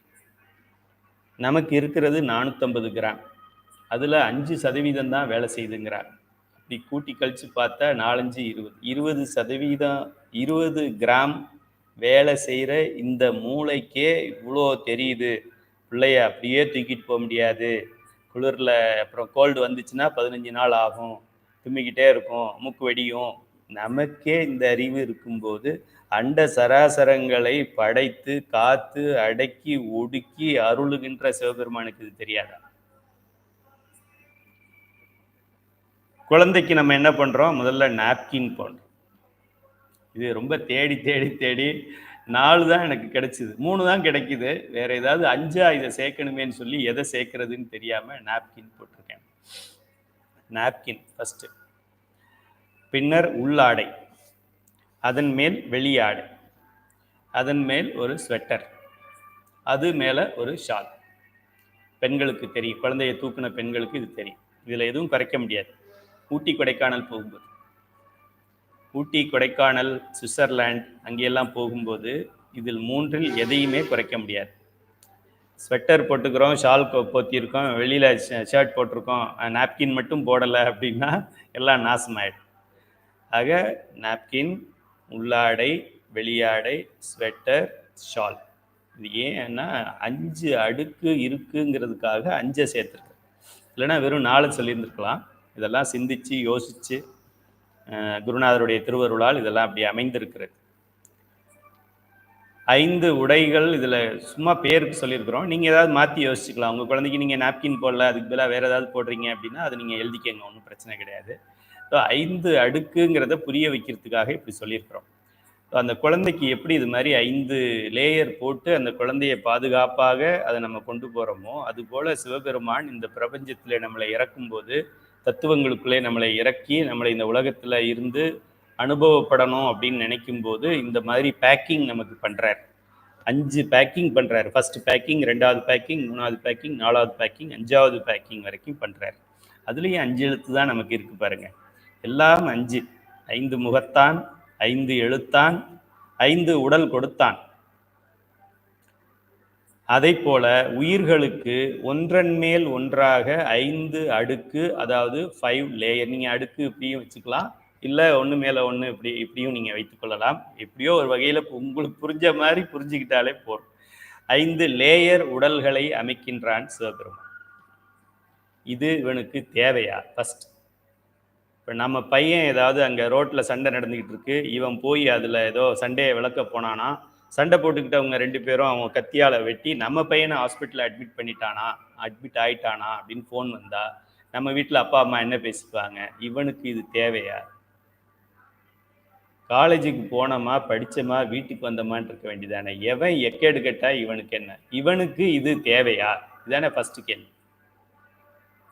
ஏதோ ஆக்சிடென்ட் ஆகிடுச்சா, இவன் தூக்கிட்டு போய் இதில் ஹாஸ்பிட்டலில் அட்மிட் பண்ணானா, இப்போ போலீஸ் வந்து இவனை என்கொயரிக்கு கூப்பிட்டு போயிருக்காங்களா அப்படின்னா இவனுக்கு இது தேவையா? அடிக்கடி நம்ம அப்பா அம்மாக்கள் பயன்படுத்துகிற ஒரு வார்த்தை மகனையும் மகளையும் பார்த்து, இவளுக்கு இது தேவையா, இவனுக்கு இது தேவையா? இப்போ நம்ம என்ன கேட்குறோம் சிவபெருமான்கிட்ட, சிவபெருமானே உனக்கு இது தேவையா? நீ எனக்கு 5 லேயர் பண்ணணும்னு உனக்கு தேவையா? பேசாமல் உட்கார்ந்துருக்க வேண்டியதானே. உட்கார்ந்துருந்தா சிவம், எழுந்திரிச்சா சக்தி, எதையோ பண்ணிட்டு போக வேண்டியதானே. இந்த அம்மாவை நல்ல ஸ்ட்ராங்காக காஃபி போட்டு தர சொல்லி குடிச்சிட்டு பேசாமல் இருக்கலாம்ல. கைலாய மலையில் என்ன டீ காஃபி கிடைக்காதா? இது உனக்கு தேவையா? சரியான லூஸ் பித்தன். மயங்கி கிடப்பவனை தட்டி எழுப்புவது போல அறிவு மயங்கி செயலற்று கிடந்த உயிர்களை தட்டி எழுப்ப மாயை என்ற கருவியை சேர்க்கிறார் சிவபெருமான். ஃபர்ஸ்ட் மாயையை வந்து புகுத்துறார். அந்த மாயையை புகுத்துறாரே, அந்த புகுத்துறதுக்கு பேரு திரோதானம் என்று பெயர். திரோதாயி, மறைப்பு ஆற்றல். மறைப்பு ஆற்றல் கிடையாது, உயிரை விளங்க செய்யறதுக்காக போய் முதல்ல அங்கே நிற்கிற பார்டர் செக்யூரிட்டி ஃபோர்ஸ், அதுதான் திரோதாயி. அப்போ மட்டும் இல்லைன்னா நம்ம இயங்கி இருக்கவே முடியாது. முதல்ல இயக்கணும்ல, இயக்குனா தானே. இப்போ ஒரு என்ன சொல்றது, பெட்ல இருந்து எழுந்திரிச்சா தானே பாத்ரூம் போறதுக்கு, குளிக்க வைக்கிறதுக்கு. பெட்லேயே படுத்திருந்தா அப்புறம் பாத்ரூமுக்கு எப்படி போறது? முதல்ல இயக்கம் வேண்டும். இயக்கம் வேண்டும் என்றால் எனர்ஜி வேண்டும். எனர்ஜின்னா தமிழ்ல சக்தி. இல்லை சயின்டிஃபிக்காக எக்ஸ்பிளைன் பண்ணுறேன் உங்களுக்கு, கவலைப்படாதீங்க. எவனாவது சிவம் இல்லை என்று சொன்னா விட்டுறாதீங்க, இனிமே நெத்தில அடிங்க. நீதியை நம்ம எக்ஸ்பிளைன் பண்ணிக்கலாம். தட்டி எழுப்ப மாயை என்ற கருவியை சேர்க்கின்றார். ரொம்ப தெளிவாக தெரிந்து கொள்ளுங்கள். 36 தத்துவங்கள்ல 5 தத்துவங்கள் அது சிவபெருமான் கண்ட்ரோல் பண்றது. அதாவது இதுக்கு மேல நடக்கிறது.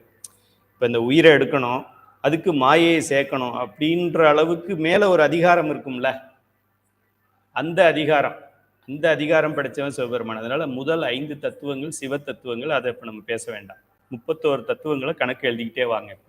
இதை மட்டும் நீங்கள் எக்ஸ்பிளைன் பண்ணிட்டீங்க அப்படின்னா தமிழ்நாட்டில் இருக்கிற சைவ சித்தாந்த பேராசிரியர்களெல்லாம் உங்களை வாழ்த்த ஆரம்பிச்சிருவாங்க. சில பேராசிரியர்கள் மேலேருந்து கீழே வருவாங்க, கீழேருந்து மேலே போக மாட்டாங்க.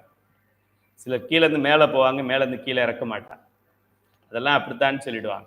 அப்படிலாம் கிடையாது, இப்படித்தான் சைவ சித்தாந்த சுடரில் தெளிவாக சொல்லப்பட்டிருக்கு. 31 தத்துவங்களுக்கு கணக்கு பார்க்க போகிறோம் இன்னைக்கு. 31 தத்துவங்கள் 5 உடல்களாக ஆகிறது.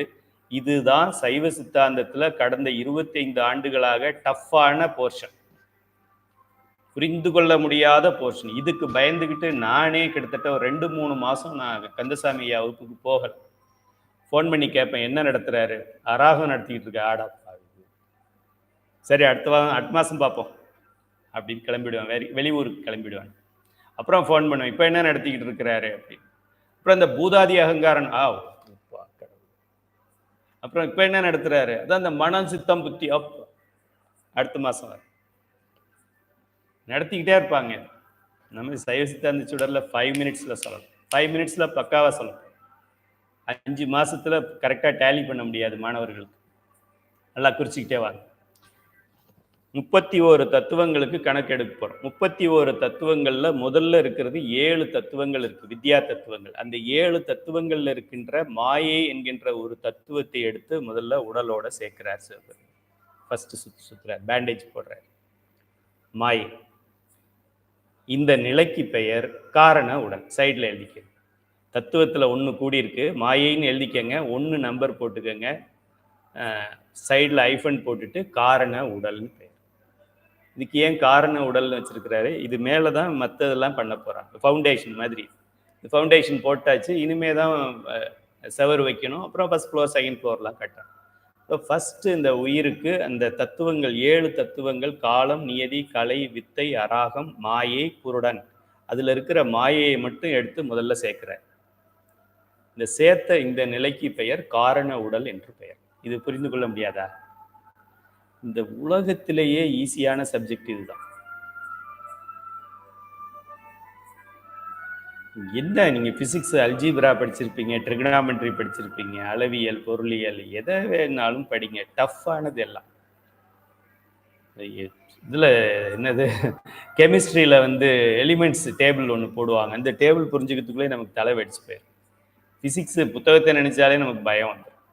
தமிழில் இலக்கணம்னு சொல்லிட்டாங்கன்னா நமக்கு வகுப்புக்கே போக தோணாது. இது ரொம்ப ரொம்ப எளிமையானது. 7 தத்துவங்களில் மாயைன்னு ஒரு தத்துவம் இருக்கு. அந்த மாயை தத்துவத்தை எடுத்து முதல்ல வைக்கிறார். இப்போ வச்சதுக்கு பேரு என்ன? காரண உடல் என்று பெயர். முதல்ல தமிழில் தெரிஞ்சுக்கங்க, அப்புறமா ஆனந்தமய கோஷம், அதை நம்ம அப்புறமா படிப்போம். இதுவும் இல்லாமல் அதுவும் இல்லாமல் 2 இது, ஆனந்தமய கோஷம், பஞ்ச கோஷம், அப்புறம் சூக்கும உடல், அப்புறம் அப்புறம் காரண உடல், அப்புறம் அப்புறம் அப்புறம்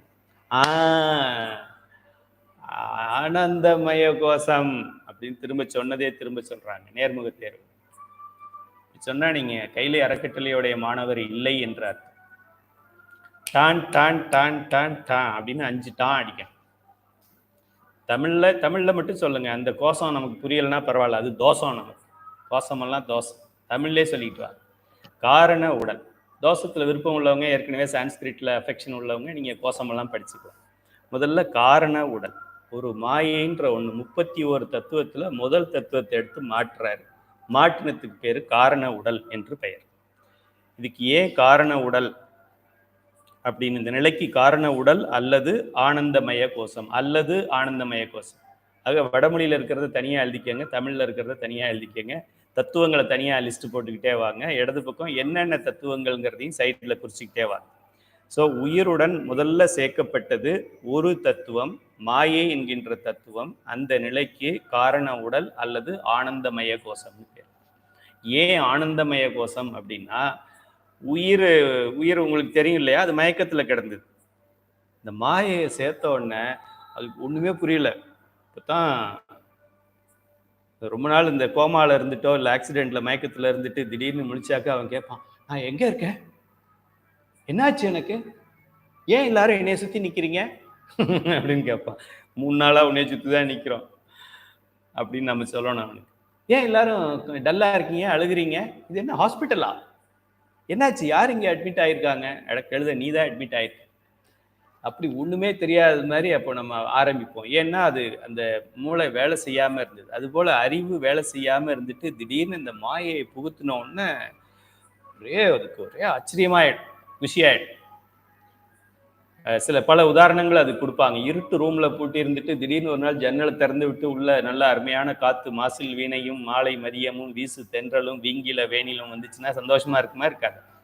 அது போல அப்படி அந்த ஆணவ மலை பிடிப்புல மயங்கி கிடந்த இந்த உயிருக்கு மயக்க தெளிக்கிற உடனே, மாயை சேர்த்த உடனே மயக்கம் தெளியுது. நல்லா தெரிஞ்சுக்கணும். ஆணவ மலம் மயக்கத்தில் வைத்திருந்தது, மாயையை சேர்த்ததும் மயக்கம் விலகுகிறது. அதனால இதுக்கு ஆனந்தமய கோஷம் என்று பெயர். அப்ப மாயை விளக்கா இருளா? விளக்கு. இருளுல இருந்த ஒருத்தனுக்கு ஆனந்தத்தை ஒன்று கொடுக்குது அப்படின்னா அது இருளாக இருக்க முடியாது, நிச்சயமாக விளக்காகத்தான் இருக்க வேண்டும். மாயையை கொண்டு நம்மை விளக்க நினைக்கிறான் பெருமான். ஆனால் நம்ம மாயையையும் ஒரு இருளில் போய் மாட்டிக்கிறோம். அதுக்கு ஆணவமலை இருளில் இருந்ததே நல்லதாக இருந்தது, நிம்மதியாக இருந்தோம். ஆணவ மலை பிடிப்பில் இருக்கும்போது நமக்கு நிம்மதிக்கு ஒன்றும் குறைச்சல் இல்லை. இப்போ தான் ஃபோன் வந்தா பிரச்சனை. ஒரு அம்மா காலையில் மெசேஜ் அனுப்பியிருக்கிறாங்க, என் பொண்ணு இப்படி பண்ணுறா, நான் என்ன பண்ணுறது, அவளுக்காக நீங்கள் ஒரு பாட்டு படிங்க, என்னைய படிக்க சொல்லியிருக்கிறாங்க. இன்னொருத்தர் எனக்கு இப்படி இருக்குது ப்ராப்ளம் அப்படின்றாங்க. இன்னொருத்தர் நாங்கள் கோர்ட்டில் நிற்கிறோன்னு சொல்கிறாங்க. ஸோ ஆனால் ஆணவ மலத்தில் நம்ம பிடிப்பில் இருக்கும்போது இந்த பிரச்சனையெல்லாம் நமக்கு கிடையாது. ஏன், இந்த உறவு பிரச்சனையே அப்போ இல்லை, கல்யாணம் ஆகலை, அதனால நல்லா இருந்தது. அதனால யாருக்காவது கல்யாணம் ஆக வேண்டான்னு யாராவது பெண்ணோ ஆணோ சொன்னால் சரின்னு சொல்லிடுங்க, அவங்களுக்கு எடுத்துறாதீங்க. உயிருக்கு மாயை சேர்க்கப்பட்ட இந்த நிலைக்கு காரண உடல் அல்லது ஆனந்தமய கோஷம். ஏனென்றால் உயிர் திடீர்னு ஒரு சிற்றின் பண்ணா, ஒரு ஃப்ளாஷ் தான் அப்படின்னு சொல்லி அது ஃபீல் பண்ணுறதுனால அதுக்கு பேர் ஆனந்தமய கோஷம் என்று பெயர். ஆங்கிலத்தில் இதை காசல் பாடி, காஸ்னா காரணம், காசல் பாடி என்று சொல்வார்கள். காஸ் எஃபெக்ட், காரணம் காரியம், காரணம் விளைவு, அதைத்தான் காசல் பாடி என்று சொல்லுகின்றோம். அதைத்தான் நம்ம காரண உடல் என்று சொல்லுகின்றோம். கோஷம், அது வடமொழியில் ஆனந்தமய கோஷம் அப்படின்னு ஏன் சொல்றாங்க? கோஷம் அப்படிங்கிற அந்த வார்த்தைக்கு உரை என்று பெயர், கவர், பேக்கிங் என்று பெயர். மாயை சேர்ந்ததும் உயிருக்கு ஒரு இனம் புரியாத சிலிர்ப்பு அல்லது திரள் உண்டாகிறது. அதனால் சற்று ஆனந்தமடைகிறது. இந்த டீனேஜில் இருக்கிற பசங்களெல்லாம் என்ன பண்ணுவாங்க, அந்த காலேஜ் படிக்கிற டைமில் ஏதாவது ஒரு சிகரெட் வாங்கிட்டு வந்துட்டு ஊதுவான். அது எப்படி வைக்கிறதுனே அவனுக்கு தெரியாது. அதை வெளியில் ஊதணுமா உள்ளே இழுக்கணுமான்னு அவனுக்கு தெரியாது. உள்ளே எவ்வளோ இழுக்கணும் அப்படின்னு தெரியாது. இழுத்து மூக்கு வழியாக விடணுமா இல்லை வாய் வழியாகவே விடணுமான்னு அவனுக்கு தெரியாது. ஆனால் முதல் நாள் அந்த சிகரெட்டு பிடிச்சிட்டு அவன் அப்படியே பெரிய இந்த நாட்டுக்கே நான் தான் மன்னன்னு நினைப்பான். அதுபோல் இந்த உயிர் இந்த மாயையை சேர்த்த உடனே ஒரு த்ரில்லாக இருக்கு. சில பேர் பைக்கை வெறும் ஃப்ரண்ட் வீலோட ஓட்டுவாங்க, வீலிங்னு சொல்லுவாங்க. அதுபோல் இந்த உயிர் ஒரு சிற்றின்பத்தை அன்னைக்கு அடைஞ்சுது. அன்னைக்கு என்ன நடந்ததோ அதுதான் ரியல் என்று நினைத்து விட்டது. இதுதான் ப்ராப்ளம். அன்று நடந்த ஆனந்தம் வேற, இன்றும் அந்த மாயையே ஆனந்தம் என்று நம்ம உள்ள சிக்கிக்கிட்டோம், மாயைக்குள்ள போய் சிக்கிக்கிட்டோம். சின்ன வயதுல ஒரு யானையை பார்த்துருப்பீங்க, கோவில்கள் எல்லாம் யானையை கட்டி வைத்திருப்பார்கள். அந்த யானைக்கு ஒரு செயின் போட்டு கட்டியிருப்பாங்க. அந்த செயினை நீங்களே பார்த்தா தெரியும், அந்த யானை அந்த காலில் அப்படியே காலை ஆட்டிக்கிட்டே இருக்கும். இந்த செயின் நீளம் இருக்கிற வரைக்கும் போகும், நீளம் போனோடனே திரும்ப வந்துடும். அங்கேயே நின்றுட்டு இருக்கும். எங்கே செயின் போட்டிருக்கிறாங்களோ அங்கே நின்றுட்டு இருக்கும். சிம்பிள் காமன் சென்ஸ் ஒரு பள்ளிக்கூட பையன் பார்த்தாலே சொல்லிடுவான், அந்த யானை அந்த செயினை அறுக்க முடியுமா முடியாதான்னா சத்தியமாக நிச்சயமாக அறுக்கலாம். அந்த செயினை விட பலம் வாய்ந்தது இந்த யானை இப்போ. ஆனால் ஏன் அதை அறுத்துக்கிட்டு ஓட மாட்டேங்குது? என்ன தைரியம் இருந்தால் அந்த யானை பாகன்னு அவ்வளோ பெரிய யானையே உண்டு சின்ன செயினில் கட்டி போட முடியும்? நாயை கட்டுற செயினில் கட்டி போட்டால் கூட அது பேசாம தான் நிற்கும். ஏன் என்றால் முதல்ல இது குட்டியாக இருக்கும்போது அன்னைக்கு இதே செயின் தான் போட்டாங்க. அந்த செயினை அறுக்கிறதுக்கு முயற்சி செஞ்சுது. அன்னைக்கு இதுக்கு இருந்த பலம் செயினோட பலத்தை விட கம்மியா இருந்தது. அதனால முயற்சி செஞ்சு அது அந்த செயினை அறுக்க முடியல. யானை என்ன முடிவு பண்ணிருச்சு, இந்த காலில் இவன் கட்டியிருக்கிற செயினை என்னால் அறுக்க முடியாது அப்படின்னு முடிவு பண்ணிடுச்சு. எப்போ? அப்போ. அப்புறம் என்னாச்சு, செயின் அப்படியே இருக்கு. இன்னும் சொல்ல போனால் துருப்பிடிச்சு அது இன்னும் நீத்து போயிடுச்சு, வீக் ஆயிருக்கு. பயன்பட்டு வீக் ஆயிருக்கு. யானைக்கு அந்த அறிவு கிடையாது. யானை இப்போ பல மடங்கு பலசாலி ஆயிடுச்சு. அது மாதிரி 60 செயினா இருக்கலாம். ஒரு தூணையே உடைக்கிற ஒரு யானைக்கு ஒரு செயினா இருக்க முடியாதா? மைண்ட்ல செட் ஆயிடுச்சு, இந்த செயினை என்னால் அறுக்க முடியாதுன்னு சொல்லி. அதனால இன்னைக்கும் சின்ன செயினை கட்டி போட்டு யானையை நிறுத்தி வச்சிருக்கிறாங்க. அது போலதான் இந்த உயிர். அன்று இருட்டில் கிடந்துட்டு திடீர்னு இந்த மாயையை பார்த்த உடனே ஆஹா இந்த மாயை தான் எனக்கு ஆனந்தத்தை கொடுக்குது அப்படின்னு நினைச்சது. அன்றிலிருந்து இன்று வரை அதை ஆழமாக நினைத்து கொண்டு போய்கிட்டே இருக்கு.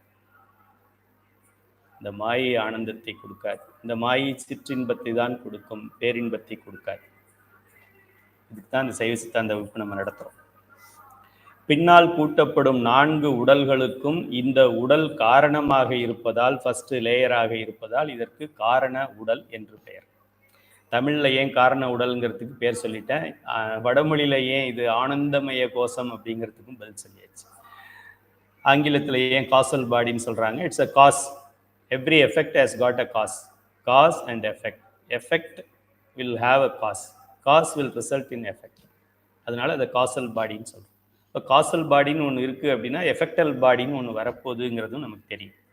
சரி, ரெண்டாவது அடுக்காக இப்போ குழந்தைக்கு நாப்கின் போட்டு குழந்தை ஆனந்தம் ஆயிட்டவுடனே ரெண்டாவது அடுக்காக காரண உடலின் மேல் இன்னும் ஒரு 5 தத்துவங்களை கூட்டுகிறார். நல்லா ஞாபகம் வச்சுங்க. இப்போ 5 போட்டுக்காரு. லெவல் 2ல் 5 பண்ணுறாரு. 5 என்னென்ன பண்ணுறாரு? காலம், நியதி, கலை, வித்தை, அராகம் என்கின்ற 5 தத்துவங்களை இப்போ சேர்க்கிறார். ஏற்கனவே 1 சேர்ந்துருந்தது, இப்போ 5 சேர்ந்துருக்கு. 1 + 5 எவ்வளோ? 6. இந்த 5 தத்துவங்களையும் சேர்த்த உடனே அந்த ஆன்மா என்ன ஆகுது அப்படின்னு, இந்த 5 லேயர்னு சொல்கிறோம். பஞ்ச கஞ்சுகம், பஞ்ச புராணம் சொல்கிறோம் இல்லையா? பஞ்ச புராணம், பஞ்சாமிர்தம், பஞ்ச பாண்டவர்கள், பஞ்சலேகியம், பஞ்சாச்சரம். பஞ்ச என்றால் 5. இந்த 5 சட்டைகளை சேர்ப்பதால் இதுக்கு பெயர் பஞ்ச கஞ்சுகம் என்று வடமொழியில் பெயர். இரண்டாவது அடுக்காக காரண உடலின் மேல் காலம், நியதி, கலை, வித்தை, அராகம் ஆகிய 5ம் சேர்ந்த சட்டை. 5ன்னா பஞ்ச, சட்டைன்னா கஞ்சுகம். அந்த உடல் கூட்டப்படுகிறது. உடல் கூட்டப்படுகிறதுனா என்ன? இந்த 5 தத்துவங்களும் கூட்டப்படுகிறது. அதுதான் உடல்னு நம்ம சொல்றோம். உடல்னா இது என் உடல், இது என்னுடைய மனைவி உடல், அது என்னுடைய மகன் உடல், அப்படி கிடையாது. தத்துவங்கள் சேர்க்கப்படுகிறத நம்ம ஒரு உடல்ங்கிற பேர்ல நம்ம சொல்றோம். ஸோ முதல்ல ஒரு தத்துவம் சேர்ந்தது காரண உடல், அடுத்து 5 தத்துவம் சேர்ந்திருக்கு. இந்த 5 கஞ்சுகமா சேர்ந்திருக்கிறதுனால கஞ்சுக உடல் என்று சொல்கின்றோம். அல்லது விஞ்ஞானமய கோஷம் என்று பெயர். விஞ்ஞானமய கோஷம். விஞ்ஞான என்றால் ஞானம், அது அறிவை கூட்டுகிறது. அந்த விஞ்ஞானமய கோஷம் அல்லது பஞ்ச கஞ்சுகம் அப்படின்னு சொல்லுவோம். இப்போ 1 + 5 சேர்ந்திருக்கு. இந்த 5க்கு அப்புறம் வித்யா தத்துவத்தில் இன்னும் 1 பாக்கி இருக்கு. என்ன பாக்கி இருக்கு? காலம், நியதி, கலை, வித்தை, அராகம், மாயை. இன்னொன்று புருடன். புருடன் என்பது தனி தத்துவம் கிடையாது. எந்த படத்துல நீங்க பார்த்தாலும் அது லைன்ல போய் சேராது, தனியா நின்றுகிட்டு இருக்கும். அது தனியா இது எப்படி நின்றுட்டு இருக்கு? ஆணவ மலம் உயிரோட சேர்ந்து இருந்தது, கண்மமும் மாயையும் தனியா நின்றுகிட்டு இருந்தது. அதுபோல நீங்க அந்த வித்யா தத்துவங்கள் 7 சார்ட்டை எங்க போய் பார்த்தாலும் புருடன் ஒருத்தர் தனியா நின்றுகிட்டு இருப்பாரு. அவர் இதுலயும் சேர மாட்டார், மேலையும் போற லைன் போட்டு சேர்க்க மாட்டாங்க, சைட்லையும் சேர்க்க மாட்டாங்க. அது ஒரு நிலைக்கு பெயர். இந்த நிலைக்கு பெயர் புருடன் என்று பெயர். ஸோ அதனால புருடன்கிறது தனி தத்துவம் கிடையாது. இப்போ இந்த பஞ்ச கஞ்சுகம் சேர்ந்த உடனேயே புருடனும் சேர்ந்துட்டதா கணக்கு. ஏன்னா புருடன்கிறது தனி தத்துவம் இல்லை. இந்த 6ம் சேர்ந்த ஒரு நிலைக்கு பெயர் புருடன் என்று பெயர். இந்த 6 தத்துவங்களும் இப்போ உடல்னு நம்ம சேர்த்துட்டோம், 2 அடுக்கு உடல்ல சேர்த்துட்டோம். அதனால புருடனையும் இதுல சேர்த்துக்கிறோம். அதனால +1 போட்டுக்கோங்க. அது டம்மி 1. தத்துவத்துல எண்ணிக்கைக்கு வருமே தவிர அது தனியாக ஒரு இது சேர்ந்ததுனால அது சேர்ந்துச்சு அப்படின்னு கிடையாது. இந்த 6ம் சேர்ந்த ஒரு நிலைக்கு பெயர் புருடன் பெயர். அப்ப நம்ம காரண உடல் முடிஞ்சு கஞ்சுக உடல் வந்துட்டோம் அப்படின்னா தத்துவங்களில் 1 + 5 + டம்மி புருடன் 1 அப்படின்னு சேர்த்துக்கு. மொத்தம் 7 தத்துவம் சேர்ந்துருச்சு. வித்யா தத்துவங்கள் ஓவர். ஆக இந்த 2 உடல்ல வித்யா தத்துவங்கள் ஓவர். இந்த 2 உடலில் எந்த மாற்றத்தையும் செய்ய காக்கும் கடவுளாகிய திருமாலுக்கு அதிகாரம் கிடையாது. இந்த ஏரியாவுக்குள்ள அவர் நுழைஞ்சாருன்னா அவர் காலை வெட்டிடுவார். சிவபெருமான் வித்யேஸ்வரர் வெட்டிடுவார். இது அவனுடைய ஏரியா கிடையாது. இப்போ நம்ம பாகிஸ்தானுக்குள்ள நுழைஞ்சோம்னா நம்மளை சுட்டுருவான். பாகிஸ்தான்லேருந்து ஒருத்தர் இந்தியாவுக்குள்ள அப்படி திருட்டுத்தனமா அப்படி நுழைஞ்சாருன்னா சுட்டு கொன்னுடுவான். அப்புறம் தான் என்கொயரிகள். அதுபோல இந்த பெருமாள் என்று சொல்லக்கூடிய திருமாலுக்கு இப்போ சொல்லப்பட்ட 7 தத்துவங்களிலும் இந்த 2 உடலிலும் உள்ள நுழையிறதுக்கு நோ ரைட்ஸ். நீ யாரா வேணாலும் உன்னுடைய தங்கச்சியை சிவபெருமானுக்கு கல்யாணம் பண்ணி கொடு, நீ 1000 மலர்களை வச்சு அர்ச்சனை பண்ணு, நீ சக்கராயுதம் வச்சுக்க, நீயே பிரபஞ்சத்தை காத்துக்க, ஈரடியாலே மூவுலகு அளந்துக்க, நத்திங் டூயிங். இந்த 7 தத்துவங்களை இல்லை எதுலையாவது நீ போய் உள்ள மூக்க நுழைச்ச மூக்க அறுத்துருவ. சிவபெருமான் பெருமாளுக்கு என்ன பவருங்கிறத நம்ம தெரிஞ்சுக்கணும். பெருமாளுக்கு இனிமே தான் வேலை வருது. கீழே இருக்கிற 24 தத்துவங்களுக்கும் 3 உடலுக்கும் பெருமாள் சொந்தக்காரர். அவரோட ரைட்ஸ் அவ்வளோதான். சரி, கீழே போகலாம். இரண்டாவது அடுக்காக காரண உடலின் மேல் காலம், நியதி, கலை, வித்தை, அராகம் ஆகிய 5 பஞ்ச கஞ்சுகங்களை சேர்த்த உடல் சேர்க்கப்படுகிறது. இதற்கு கஞ்சுக உடல் என்று தமிழில் பெயர். வடமொழியில் இதை விஞ்ஞானமய கோஷம் அப்படின்னு நம்ம சொல்கிறோம். இந்த உடல் சேர்ந்ததும் ஆன்மாவுக்கு ஞான சக்தி, இச்சாசக்தி, கிரியாசக்தி ஆகிய 3 சக்திகள் கிடைக்கிறது. இல்லை 3 சக்திகள் வெளிப்படுகிறது. வார்த்தையை அண்டர்லைன் பண்ணிக்க. ஏன் வெளிப்படுகிறதுன்னு போட்டிருக்கேன்? இல்லைன்னாக்க நம்மளுடைய சர்க்காரியவாதம் தலையில கொட்டும். சர்க்காரியவாதம் பார்த்துக்கிட்டே இருக்கு. எவனாவது எங்கேயாவது ஏதாவது நீங்க பெரிய பெரிய விஐபி பின்னாடி, இப்போ ஸ்டாலின் இருக்காரு, நம்மளுடைய சீஃப் மினிஸ்டர் இருக்காருன்னா அவருக்கு பின்னாடி ஒரு பிளாக் கலர்ல ஒருத்தர் நின்றுட்டு இருப்பார். 2-3 பேர் நிற்பாங்க. பிரைம் மினிஸ்டர் இருக்காரு, அவர் மேடையில பேசிக்கிட்டு இருப்பார், ரொம்ப உணர்ச்சி வசப்பட்டு மேரா பாரத் ஹே அப்படின்னு பேசிக்கிட்டு இருப்பார். பின்னாடி கருப்பா ஒருத்தர் சட்டை போட்டுக்கிட்டு அவர் என்ன பண்ணிக்கிட்டு இருப்பாரு, எவனாவது எங்கேயாவது சந்தேகப்படும்படி எவனாவது பண்றானான்னு பார்ப்பார். திடீர்னு எவனாவது ஒருத்தன் AK-47 எடுத்துக்கிட்டு சுட வந்துட்டான் அப்படின்னா பிரைம் மினிஸ்டருக்கு முன்னாடி போய் அவர் நிற்கணும். பிரைம் மினிஸ்டருக்கு முன்னாடி நின்று குண்டை அவர் வாங்கிக்கணும். இதுதான் பல லட்சம் ரூபாய் சம்பளம் கொடுத்து அவர் அப்பாயின்ட் பண்ணியிருக்கிறார். குண்டு அவங்க மேலே தான் படணுமே தவிர பிரைம் மினிஸ்டர் மேலே பெற்றக்கூடாது. அதுக்காக அவங்க பார்த்துக்கிட்டே இருப்பாங்க. பிரைம் மினிஸ்டர் என்ன பேசினார்னு கூட அவனுக்கு தெரியாது.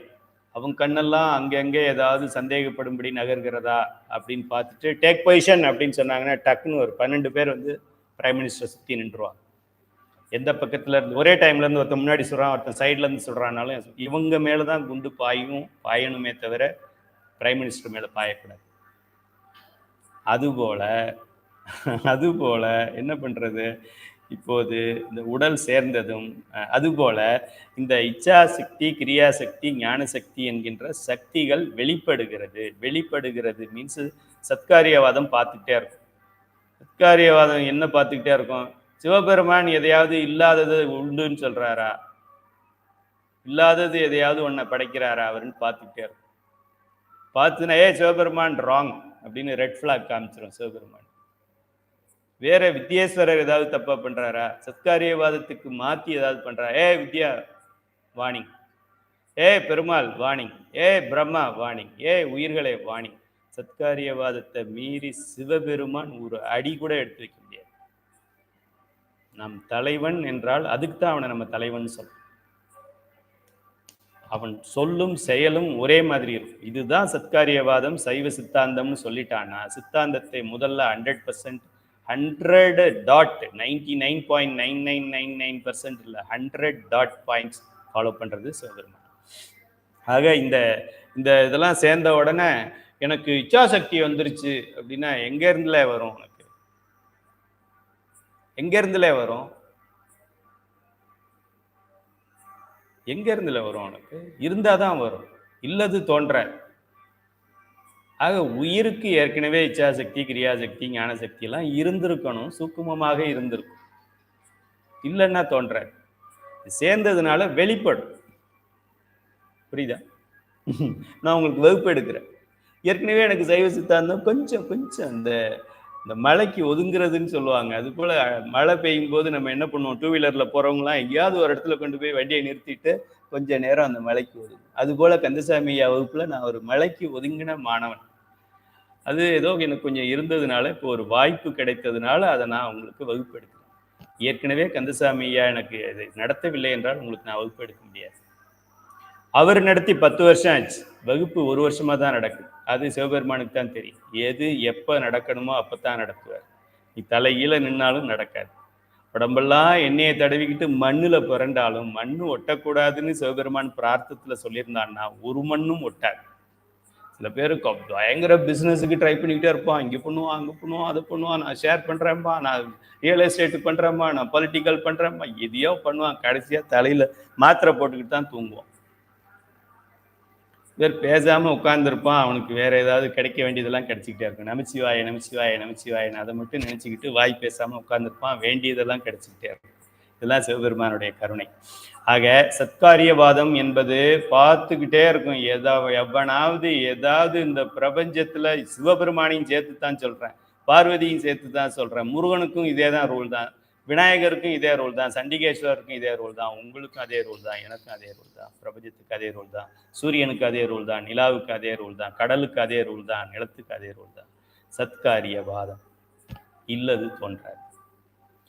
ஆக உயிர்களுக்கு இந்த சக்திகள் தோன்றுகிறது.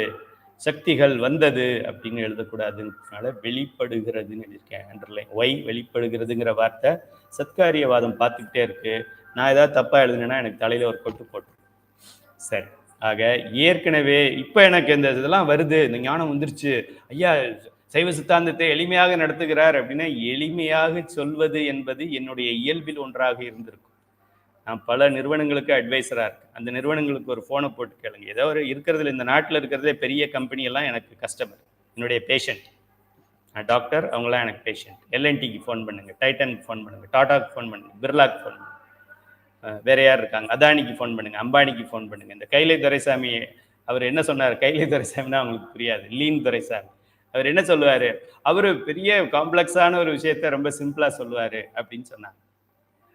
அன்னைக்கு அங்கே அதை சொல்லிக்கிட்டு இருக்கிறேன் சிம்பிளா, இங்கே இதை சிம்பிளா சொல்லிக்கிட்டு இருக்கேன். ஆக சிம்பிள் என்பது என்னுடைய இயல்பில் இருந்ததால் என்னுடைய தொழில் முறையிலும் நான் சிம்பிளை பயன்படுத்தினேன். இப்போ சைவ சித்தாந்தத்திலும் சிம்பிளை பயன்படுத்துகிறேன். அதே மாதிரி பஞ்சபுராணத்தையும் சிம்பிளா பயன்படுத்துகிறேன். பஞ்சபுராணம் 25,000 பேருக்கு இப்போ இந்த நேற்று வரைக்கும் பாடினவங்களுக்கு எல்லாருக்கும் சர்டிஃபிகேட் போயிடுச்சு. அது மாதிரி ஏதாவது பண்ண முடியுமா? ஒரு சிங்கிள் கம்ப்ளைண்ட் கிடையாது. யாராவது எங்கேயாவது நான் பாடிட்டேன் எனக்கு சர்டிஃபிகேட் வரலன்னு இந்தியாவில் இல்லை 27 நாட்டில் யாரும் பேச முடியாது. என்னுடைய ஆசிரியருக்கு தான் அந்த அந்த பெருமை போய் சேரும். 200 ஆசிரியர்களுக்கும் இந்த பெருமை. அவங்க என்ன சாதிக்கிறாங்க? 27 நாடுகளிலிருந்து ஒருத்தர் கூட வாயை திறந்து நான் பாடிட்டேன் எனக்கு சர்டிஃபிகேட் வரலன்னு சொல்லவே முடியாது. இந்த மாதிரி யாராவது பேச முடியுமா? தான் கையில அறக்கட்டளையுடைய இயல்பு. ஆக வெளிப்படுகிறது என்கின்றது சத்காரியவாதம் பார்த்துக்கிட்டு இருக்கு. அதை யாரும் வயலேட் பண்ண முடியாது, அரசியல் சட்டம் மாதிரி அது. இப்போது ஆன்மாவுக்கு ஆசை பிறக்கிறது. ஏன்? இச்சா. இச்சா என்றால் ஆசை.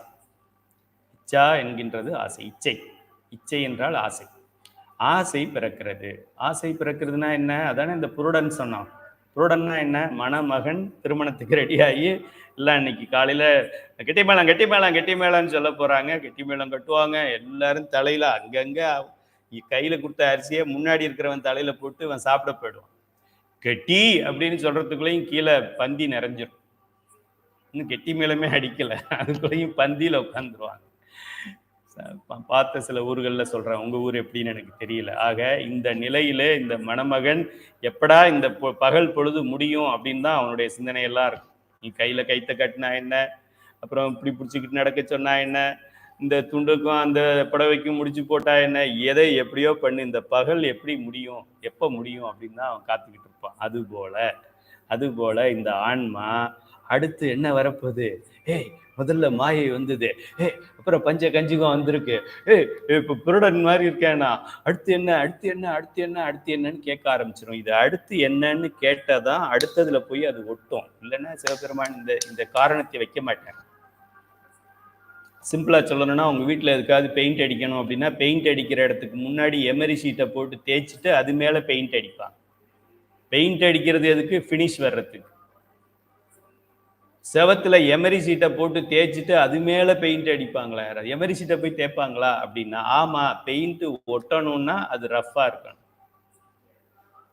இதுதான் pole, south pole north pole attracts each other. அதுக்கு தான் ஆண் பெண் அப்படிங்கிற அந்த அந்த உடல் அமைப்புல, எண்ணங்கள்ல, உடல் அமைப்புல அந்த ஆசையை தூண்டுகின்ற ஒரு நிலையை பெருமான் படைக்கிறான். பார்த்து பார்த்து பார்த்து பார்த்து பார்த்து பார்த்து இங்கே என்ன வேணும், இங்கே என்ன வேணும், இங்கே என்ன வேணும், இங்கே என்ன வேணும், இங்கே என்ன வேணும், இங்கே என்ன வேணும் பார்த்து அன்றே படைத்தான். நமக்கு கல்யாணம் ஆகிறதுக்கு முன்னாடி, நம்ம இந்த அப்பா அம்மாவுக்கு பிறக்கிறதுக்கு முன்னாடியே படைத்தான். இந்த அப்பா அம்மா எனக்கு சோறு போட்டாங்க, இந்த மனைவி என்னை பார்த்துக்கிட்டாங்க, எனக்கு வேண்டியதெல்லாம் செஞ்சு கொடுத்தாங்க, அதனால நான் சிக்கனை பிடித்தேன். இதையே சிக்கனை பிடி, ஒன்றும் தவறு கிடையாது. இதை சிக்கனை பிடிக்கிறேன்னா அதை எப்படி பிடிக்கணுங்கிறது தெரிஞ்சுக்கிட்டு இதை பிடிக்கணும். அப்போ அதை எப்படி பிடிக்கணும் அப்படின்னாக்கா, அப்போ இதை எப்படி பிடிச்சா போதும், பிடிக்கணும் இப்படி பிடிச்சா போதும். ஏன்னா அதைத்தான் எப்படி பிடிக்கும். இதையே எப்படி பிடிச்சிட்டோன்னா அப்புறம் அதை எப்படி பிடிக்கும்? தெளிவாக இருக்க வேண்டும். ஆக ஆசையை அனுபவிக்க அல்லது பின்னால் வரும் உலக பொருள்களை அனுபவிக்க, போகம்னு ஒன்றை கொடுக்கறதுக்கு, போகத்தை அனுபவிக்கிறதுக்கு நான் தயாராக இருந்தா தானே, நான் சாப்பிட்றதுக்கு தயாராக இருந்தால் தான் எனக்கு நீங்கள் விருந்து வைக்கலாம். நான் விரதத்தில் இருக்கேன்னு சொல்லிட்டேன்னா நீங்கள் எப்படி எனக்கு விருந்து வைக்கிறது? எனக்கு காஃபி பிடிக்காது அப்படின்னாக்கா உங்களுக்கு ப்ரூ காஃபி வேணுமா, ஃபில்டர் காஃபி வேணுமா, அந்த கேள்விக்கே இடமே இல்லை. ஆக இந்த ஆன்மா அடுத்ததை அனுபவிக்கிறதுக்கு இது ஒரு உத்வேகத்தோட இருந்தாதான் அதை இறைவன் சேர்க்க முடியும். அந்த நிலையை தான் இந்த உடல் கொடுக்கிறது. உலக பொருள்களை அனுபவிக்க தயார் நிலையில் உள்ளது. திருமணத்திற்கு தயாராக உள்ள ஆண்மகனை போன்ற நிலையில் இருப்பதால் ஆன்மாவின் இந்த நிலைக்கு புருஷன் அல்லது புருடன் என்று பெயர். மூன்றாவது அடுக்காக, 2 அடுக்கு முடிஞ்சிருச்சு, 2 அடுக்கு முடிந்து விட்டது. மலர் அலங்காரம் எல்லாம் பண்ணிட்டாங்க ரூமுக்கு. அடுத்தது பெட்டு, அருமையான பெட்டு போட்டாங்க, பால் காய்ச்சி ரெடியா இருக்கு, பழம் ரெடியா இருக்கு. மூன்றாவது அடுக்காக இந்த 2வது அடுக்காகிய கஞ்சுகம் சேர்ந்த கஞ்சுக உடலின் மேல் குணங்கள் சேருது. 3வது உடலை சேர்க்கிறார் பெருமான். ராசதம், தாமசம், சாத்வீகம் ஆகிய 3 குணங்களை உடைய மூல பிரகிருதி சேர்க்கப்படுகிறது. இதுக்கு முன்னாடி இந்த உடலுக்கு அந்த நிலைக்கு பெயர் ரொம்ப வீக்கான ஒரு ஆண்மகன். ரொம்ப வீக், தவறாக எடுத்துக்கொள்ள வேண்டாம். ஒரு பெண் இன்பத்தில் அவர் ரொம்ப வீக், லேடிஸில் ரொம்ப வீக், லேடிஸ் விஷயத்தில் வீக்கான ஆண்மகன். இப்போ இருக்க போகிற பெண்ணை அவன் பெரிய விசுவாமித்திரராக இருந்தாலும் மாற்றி அவனை வலையில் மயக்கக்கூடிய, வலையில் விழுக வைக்கக்கூடிய ஒரு பெண் இவர். அவளுக்கு பேர் பிரகிருதி என்று பெயர், அல்லது மோகினி என்று பெயர். எப்படி பேர் வச்சிருக்காங்க பாருங்க. மோகினி என்று பெயர். பிரகிருதி மாயைக்கு இன்னொரு பெயர் மோகினி என்று பெயர். 3வது அடுக்காக கஞ்சுக உடலின் மேல் ராசதம், தாமசம், சாத்விக். ஏற்கனவே இவன் ஒரு பெண்ணு கிடைக்காதா, பெண்ணு கிடைக்காதா, பெண்ணு கிடைக்காதான்னு சுத்திக்கிட்டு இருக்கிறான். இந்த பொண்ணு ஒரு ஆண் கிடைக்காதா, ஆண் எவனாவது கிடைச்சான்னா அவள்தான் நான் வளைச்சு போட்டுறேன்ற மாதிரி இருக்கிறா இந்த கீழே இருக்கிற அசுத்தா அசுத்த மாயை. அப்போ இது ரெண்டும் மீட் பண்ணிடுச்சுன்னா என்ன ஆகும்? அதுதான் இப்போ ஆகிக்கிட்டு இருக்கு நம்ம வாழ்க்கை.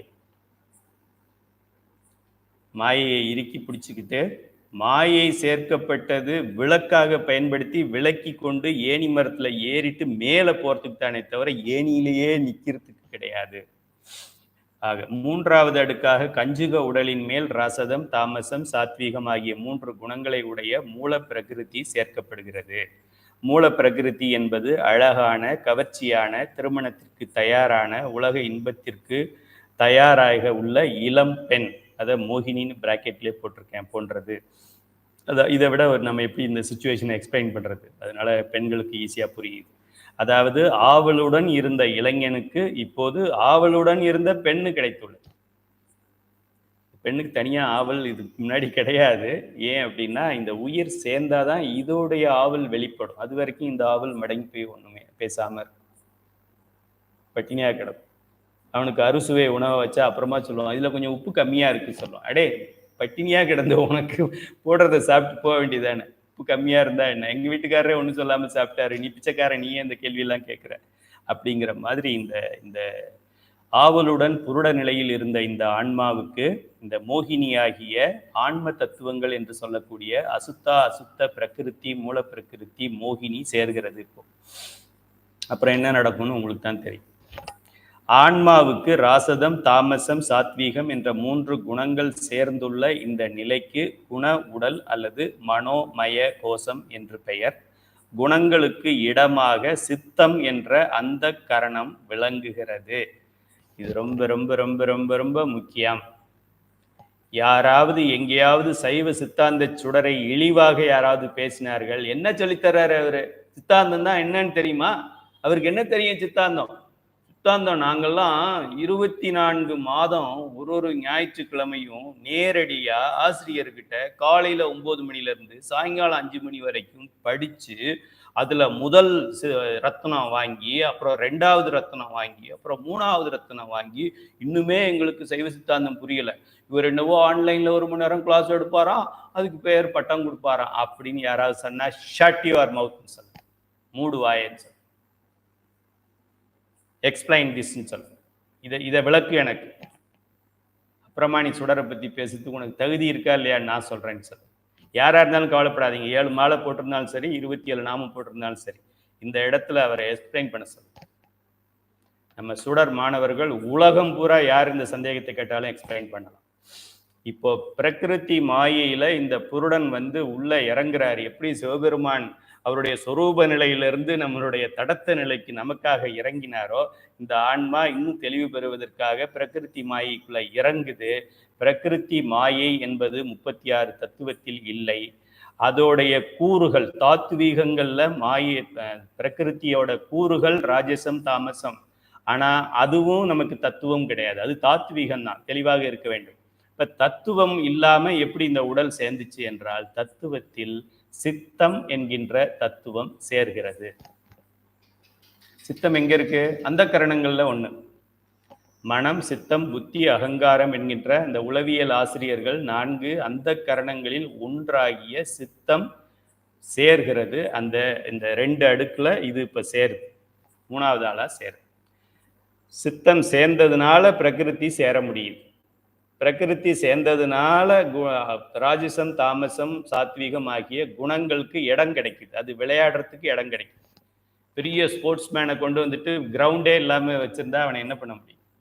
ஆக அந்த தத்துவங்கள், அந்த குணங்கள் வெளிப்பட்டு அதோட விளையாட்டு திருவிளையாடலை அதை காமிக்கிறதுக்கு ஒரு இடம் வேணும், ஒரு மேடை வேணும். மேடை இருந்தால் தான், எவ்வளோ பெரிய பேச்சாளராக இருந்தாலும் மைக் இருந்தால் தான் பேச முடியும்.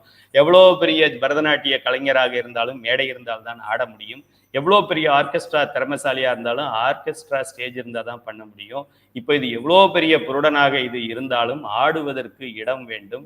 இந்த பிரகிருதி ஆடுவதற்கு இடம் வேண்டும். அந்த இடத்துக்கு பெயர் சித்தம் என்கின்ற தத்துவம். இப்ப 24 தத்துவங்கள் கீழே இருக்கிறதுல மேல சித்தம் மட்டும் இப்போ போய் சேர்ந்திருக்கு.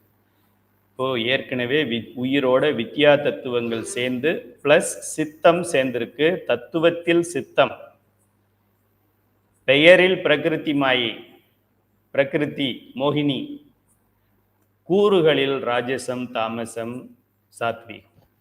தனித்தனியாக புரிந்து கொள்ள வேண்டும்.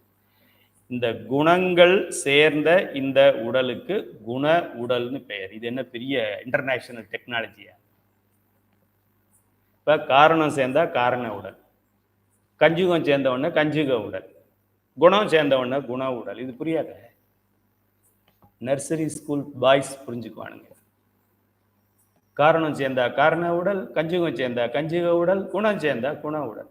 3 உடல் ஆச்சு. குணம் எங்க இருந்துச்சு? பிரகிருத்தில இருந்துச்சு.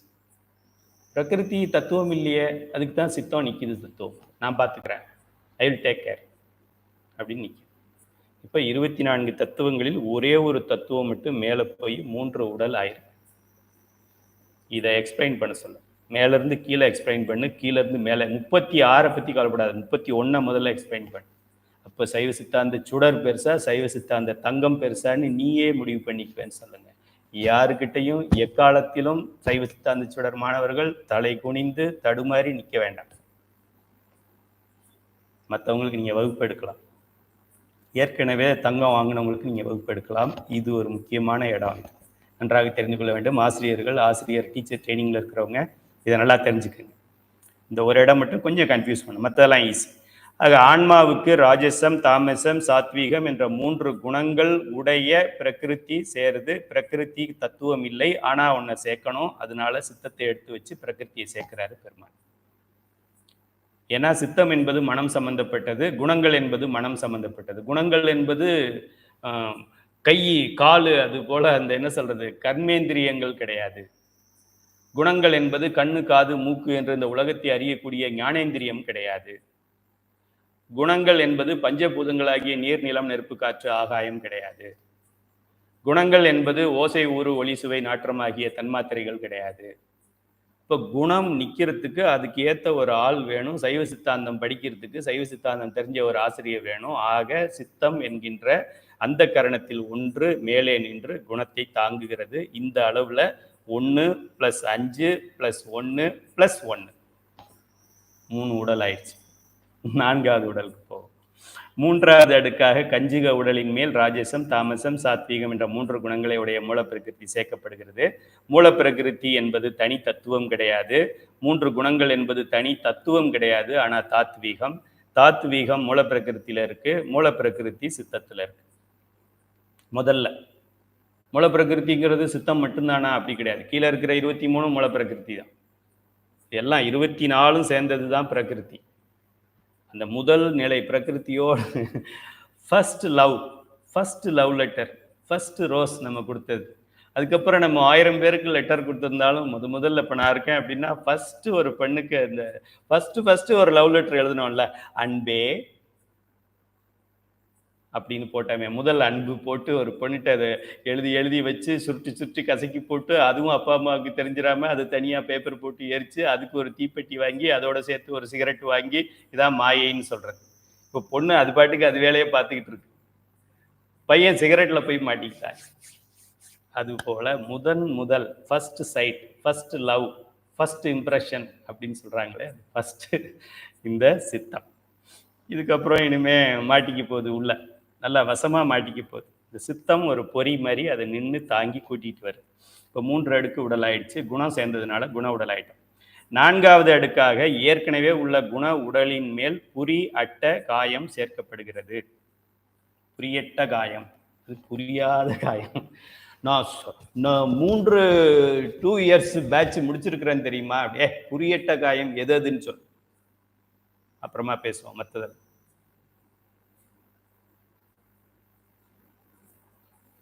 அட்டகாயம் 5 தன்மாத்திரைகள் இங்கே இருக்கிற அந்த கரணங்கள்ல 4 தத்துவங்கள் இருக்கு. அதுல சித்தம் ஏற்கனவே போயிடுச்சு, மீதி இருக்கிற 3, 5 + 3 8, அதான் அட்டம், அதான் புரி, அதான் காயம், அதான் 4வது உடல். சிம்பிளான பாடல், காம்ப்ளெக்ஸ் பண்ணி காம்ப்ளெக்ஸா ஆசிரியர் பண்ணி அதனால மாணவன் அதை காம்ப்ளெக்ஸா ஆகி, நானே 4 மாதங்கள் கந்தசாமி ஐயா வகுப்புக்கு போகவில்லை, இந்த தத்துவம் நடத்துறாருன்னு சொன்னதுனாலயே போகல. தத்துவம் என்னன்னே படிக்கல. போயிருந்தா கொஞ்சம் ஒழுங்கா படிச்சு இன்னும் நல்லா உங்களுக்கு சொல்லியிருப்பனோ என்னவோ தெரியும். இது எப்ப முடியும், எவ்வளோ நாள் இதை நடத்துவாங்க அப்படின்னு கேட்டு என்னாச்சு, என்ன வகுப்பு அடுத்த வாரம் தத்துவம், வேண்டாம், okay, next month see you, bye bye, next month பார்க்கலாம். இந்த மாசம் என்ன நடத்த போறாங்க ஐயா, கந்தசாமி ஐயா? தத்துவம் தான். அந்த இதுல கீழே இறங்கி, அப்பா இன்னும் இறங்கலையா அவரு, சரி பார்ப்போம், see you, bye bye, next month பார்ப்போம் அப்படின்னு என்னுடைய நண்பர்களுக்கெல்லாம் நான் பை பை காமிச்சிட்டு வெளியூருக்கு போயிடுவேன். ஆனா இப்பதான் தெரியுது, இது மாதிரி ஈஸியான பாடம் இந்த உலகத்துல வேற எதுவும் கிடையாது. இப்போ நான் உங்கள்கிட்ட ஒரு கேள்வி கேட்கிறேன், a + b ஹோல் ஸ்கொயர் என்ன? a² + b² + 2ab. a + b whole cube என்ன? sin theta என்ன?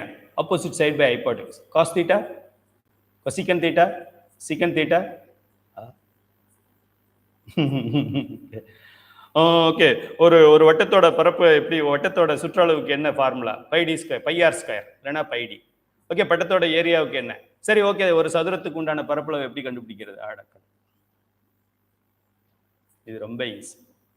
36 தத்துவம், 5 தத்துவம் சிவன் பார்த்துக்கிறான், அது சிவனேன்னு இருக்கு, அப்புறம் பார்த்துக்கோ. மீதி 31 தத்துவம், ஒரு தத்துவம் சேர்ந்தா ஒரு உடல், இன்னொரு 5 சேர்ந்தா 2வது உடல், 5 சேர்ந்து 6 சேர்ந்துட்டதுனால புருடனும் சேர்ந்துருச்சு, 7 தத்துவம் ஆயிடுச்சு, 2 உடல் ஆயிடுச்சு. அடுத்தது பிரகிருதிக்குள்ள வருது, சித்தம் போய் 1 சேர்ந்திருக்கு, தத்துவத்தில் 8 ஆயிருக்கு, உடல்ல 3 ஆயிருக்கு. அதுக்கப்புறம் என்ன பண்ணுது, தத்துவத்துல 8 சேருது, அதனால இது அட்டகாயம்னு பேரு. அட்டது தன்மாத்திரைகள் 5, இந்த அந்த கரணங்கள்ல மீதி இருந்த 3, 1 ஏற்கனவே ஓடி போச்சு, இன்னொரு 3 இப்பதான் ஆகுது. இது 3 சேர்ந்ததுக்கு பேரு புரியட்ட காயம் பேரு. இந்த நிலையில் இந்த உடலுக்கு சூக்கும உடல் என்று பெயர். படைக்கும் கடவுளாகிய பிரம்மா இதுவரைக்கும் சொல்லப்பட்ட தத்துவங்கள், சொல்லப்பட்ட உடல்களை அவன் படைப்பது இல்லை. அது உள்ள மூக்க நுழைச்சா வித்யேஸ்வரர் கட் பண்ணிடுவார், பெருமாளே கோச்சுக்குவார். பெருமாளுக்குள்ள வந்தாச்சு. முன்னாடி நம்ம பேசினது, முதல்ல பேசின 2 உடல்களும் பெருமாள் கிடையாது. இப்போ பேசுறது பெருமாளோட ஏரியாக்குள்ள வந்துட்டோம். அதனால ஓம் நமோ நாராயணா, ஓம் நமோ நாராயணா, ஓம் நமோ நாராயணா, ஓம் ஸ்ரீராம ஜெயம், ஸ்ரீராம ஜெயம் பாடணும். ஏன்னா இப்போ அவருடைய கோட்டைக்குள்ள நம்ம இருக்கோம். பெருமாளோட கோட்டையில இருக்கிற 24 தத்துவங்கள் பெருமாளுக்கு அதிகாரம் இருக்கிறது. பிரம்மாவுக்கு அதிகாரம் வெறும் 15 தத்துவம் தான் இருக்கு. இன்னும் கீழே அடுத்த லெவல்ல தான் வரப்போறாரு பிரம்மா. இது வரைக்கும் பிரம்மாவுக்கு நம்ம உடலை பத்தி பேசின காரண உடல், கஞ்சிகா உடல், குண உடல், சுக்குமா உடல், அத்தனை உடல்கள் தத்துவங்களில் 31ல் 15 போக 16 தத்துவங்கள். 16 தத்துவங்களுக்குள்ள உள்ள நுழையிறதுக்கு பிரம்மாவுக்கு எக்காலத்திலும் ரைட்ஸ் கிடையாது. நாளைக்கு நீங்களே பிரம்மா ஆனாலும் இந்த தத்துவத்துக்குள்ள நுழைய முடியாது. தெளிவாக புரிந்து கொள்ளும். கீழே இறங்கும், இன்னும் கீழே. சாக்கடை மேலே ஏறினா எப்படி இருக்கும், காலை மட்டும் வச்சோம்னா எப்படி இருக்கும், இடுப்பு அளவுக்கு சாக்கடைக்குள்ளே இறங்குனா எப்படி இருக்கும், கழுத்து அளவுக்கு இறங்குனா எப்படி இருக்கும், இப்போ தலை அளவுக்கு உள்ளேயே உள்ள மூழ்கணும்னா சாக்கடைக்குள்ளே நான் சொல்றேன். காவிரி ஆற்றுல கங்கை ஆற்றுல கிடையாது, சாக்கடையில். சுத்தமாயினா என்ன, சாக்கடை தானே. சாக்கடைக்குள்ள இப்போ ஃபுல் தலைக்கு மேலே அது உள்ள முங்கி எழுக போற இடம். இந்த உலகத்தை விரும்புகிறோம், சிவபெருமான வெறுக்கிறோம். நடராஜரை வச்சிடாத, ஆடிரும். இப்படி ஆடும். நடராஜர் ஆடலைன்னா எதுவுமே ஆடாது. நல்லா தெரிஞ்சுக்கணும். ஆன்மாவுக்கு ஓகே, ஆன்மாவுக்கு ராசதம், தாமசம், சாத்வீகம் என்ற 3 குணங்கள் சேர்ந்துள்ள இந்த நிலைக்கு குண உடல் அல்லது மனோமய, மனம்னா குணம், அதனால மனோமய கோஷம் என்று பெயர். குணங்களுக்கு இடமாக சித்தம் என்ற அந்த கரணம் விளங்கிச்சு. 4வது அடுக்காக ஏற்கனவே உள்ள குண உடலை ஒன்று மேல ஒன்று பார்த்துக்கிட்டே வரணும். அது இதெல்லாம் சுருங்கும் போது எப்படி சுருங்கும், இந்த உயிர் இறைவனிடத்துல போய் சேரும்போது கடைசியா சேர்ந்த 15 தூக்கி போட்டுரும், அப்புறமா சேர்ந்த 8 தூக்கி போட்டுரும், அப்புறம் சேர்ந்த 1 தூக்கி போட்டுரும், அப்புறம் சேர்ந்த 6 தூக்கி போட்டுரும். அப்புறம் மாயையோட இருக்கும். மாயை ஏன் இருக்கு, பாவ புண்ணியம் என்கின்ற இந்த சஞ்சிதம் ஆகாமியம் ரெண்டையும் எடுத்துக்கிட்டு போறதுக்காக இருக்கு. இல்லைன்னா அதுவும் இருக்காது. எதை கொண்டு வந்தா எதை எடுத்து செல்வதற்கு அப்படின்னு கீதா உபதேசத்துல பகவத் கீதையில கிருஷ்ண பரமாத்மா சொல்றாரு. நீங்க எந்த கடைக்கு போனாலும் எங்க போனாலும் அது போட்டிருக்கு பெருசா. அப்படியே ஒரு மகாபாரத போர்ல ஒரு குதிரையோட நிற்பாரு, அர்ஜுனன் உட்கார்ந்துருப்பாரு, அப்படியே உபதேசம் பண்ணுவாரு. எதை கொண்டு வந்தாய் அதை எடுத்து செல்வதற்கு அப்படின்னு சொல்லுவாரு. அது சரியா தவறா? மொட்டை தவறு,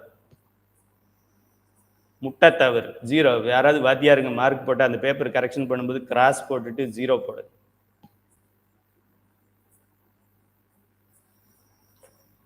எதை கொண்டு வந்தாய் யாருக்கு தெரியாது, சின்ன குழந்தை எல்கேஜி குழந்தைக்கு கூட தெரியும். பிராரத்தத்தை கொண்டு வந்தேன், சஞ்சிதத்திலிருந்து பிராரத்தத்தை கொண்டு வந்தேன். கொண்டு வரலன்னா உலகம் எப்படிடா உயிர் வாழ முடியும், எதுக்குடா உயிர் வாழ்ற? எதை எடுத்து செல்வாய், ஆகாமியத்தை எடுத்து செல்வேன். பண்ண பாவ புண்ணியத்தை எடுத்துட்டு போக மாட்டேனா உயிரோட, இங்கே விட்டுட்டு போயிடுவேனா? இல்லை பாவத்தெல்லாம் இங்கே விட்டுட்டு புண்ணியத்தை மட்டும் எடுத்துட்டு போனேன்? இல்லை பாவம் புண்ணியம் அப்புறமா நீங்கள் முன்னாடி போய்கிட்டு இருங்க நாங்கள் பின்னாடி வர்றோம்னு சொல்லுமா? அது அறிவு இல்லாதது. நான் தான் அறிவு பொருள். ஒன்றும் சிவன் எடுக்கணும், இல்லைனா நான் எடுக்கணும். நான் பண்ண பாவத்தை அவன் எப்படி எடுப்பான், என் தலையில் தான் கட்டுவான். எதை கொண்டு வந்தால் அதை எடுத்து செல்வதற்கு கிராஸ் பண்ணிடு. இல்லைன்னா அந்த எதைங்கிற இடத்துல ரவுண்ட் பண்ணி பிராரத்தத்தை கொண்டு வந்தால் ஆகாமியத்தை எடுத்து செல்கிறாய். சைவ சித்தாந்த சுடர்மானம். சும்மா ஆமாச்சாமி போட்டுக்கிட்டு வரக்கூடாது. புனித நூல் பகவத்கீதை. எப்படா புனித நூல் பகவத்கீதை ஆக முடியும்? 24 தத்துவத்துக்கு தான் இருக்கா? 31 தத்துவம் இருக்குன்னு 7 தத்துவத்தை எக்ஸ்பிளைன் பண்ணல, 3 உடல் ஆயிடுச்சு. அதை சொல்லலை இந்த பகவத்கீதை. அதுக்கு மேல ஒரு 5 தத்துவம் இருக்கு, அதை சொல்லலை. அதுக்கு மேல பரவெளியில பெருமான் இருக்கான், அதை சொல்லலை. அதை போய் நீ புனித நூல்னு எப்படி சொல்றது? நேற்று ஒரு 8 ஆசிரியர்களை கூப்பிட்டு இந்துக்களோட புனித நூல் எதுன்னு கேட்டேன். 6 பேர் தெரியலைன்னு சொல்லிட்டாங்க. 2 பேர் பகவத்கீதைன்னு சொன்னாங்க. ஒருத்தர் பார்த்ததில்லைன்னு சொல்லிட்டாங்க, இன்னொருத்தர் படித்தேன் புரியலைன்னு சொல்லிட்டாங்க. ஏன் நம்ம மதம் புனிதமாக இல்லைன்னு உங்களுக்கு தெரியும், நம்ம சமயம் ஏன் இப்படி இருக்குன்னு உங்களுக்கு தெரியும். ஒரு இஸ்லாமியர் இது போல சொல்லியிருந்தான்னா அவன் இஸ்லாம்ல இருந்தே தூக்கி வெளில போட்டுருவான், ஊர்லேருந்து ஒதுக்கி வச்சிருவான், மாஸ்க்குள்ளே நுழைய விட மாட்டான். ஒரு கிறிஸ்தவன் என்னுடைய புனித நூல் எனக்கு தெரியாது, நான் பார்த்ததில்லை படித்ததில்லைன்னு சொல்லியிருந்தாக்க அவனை சர்ச்சுக்குள்ளே விட மாட்டான். நான் 8 ஆசிரியர்கள், பள்ளிக்கூட ஆசிரியர்களிடம் நேற்று பேசினேன். 6 பேர் நூல் தெரியலைன்ட்டாங்க, ஒருத்தர் பேர் தெரியும் பார்த்ததில்லைன்னாங்க, ஒருத்தர் பார்த்துருக்கேன். சின்ன பிள்ளைங்க ட்ரெஸ் போடாமல் நின்னா மட்டும் சேம் கிடையாது.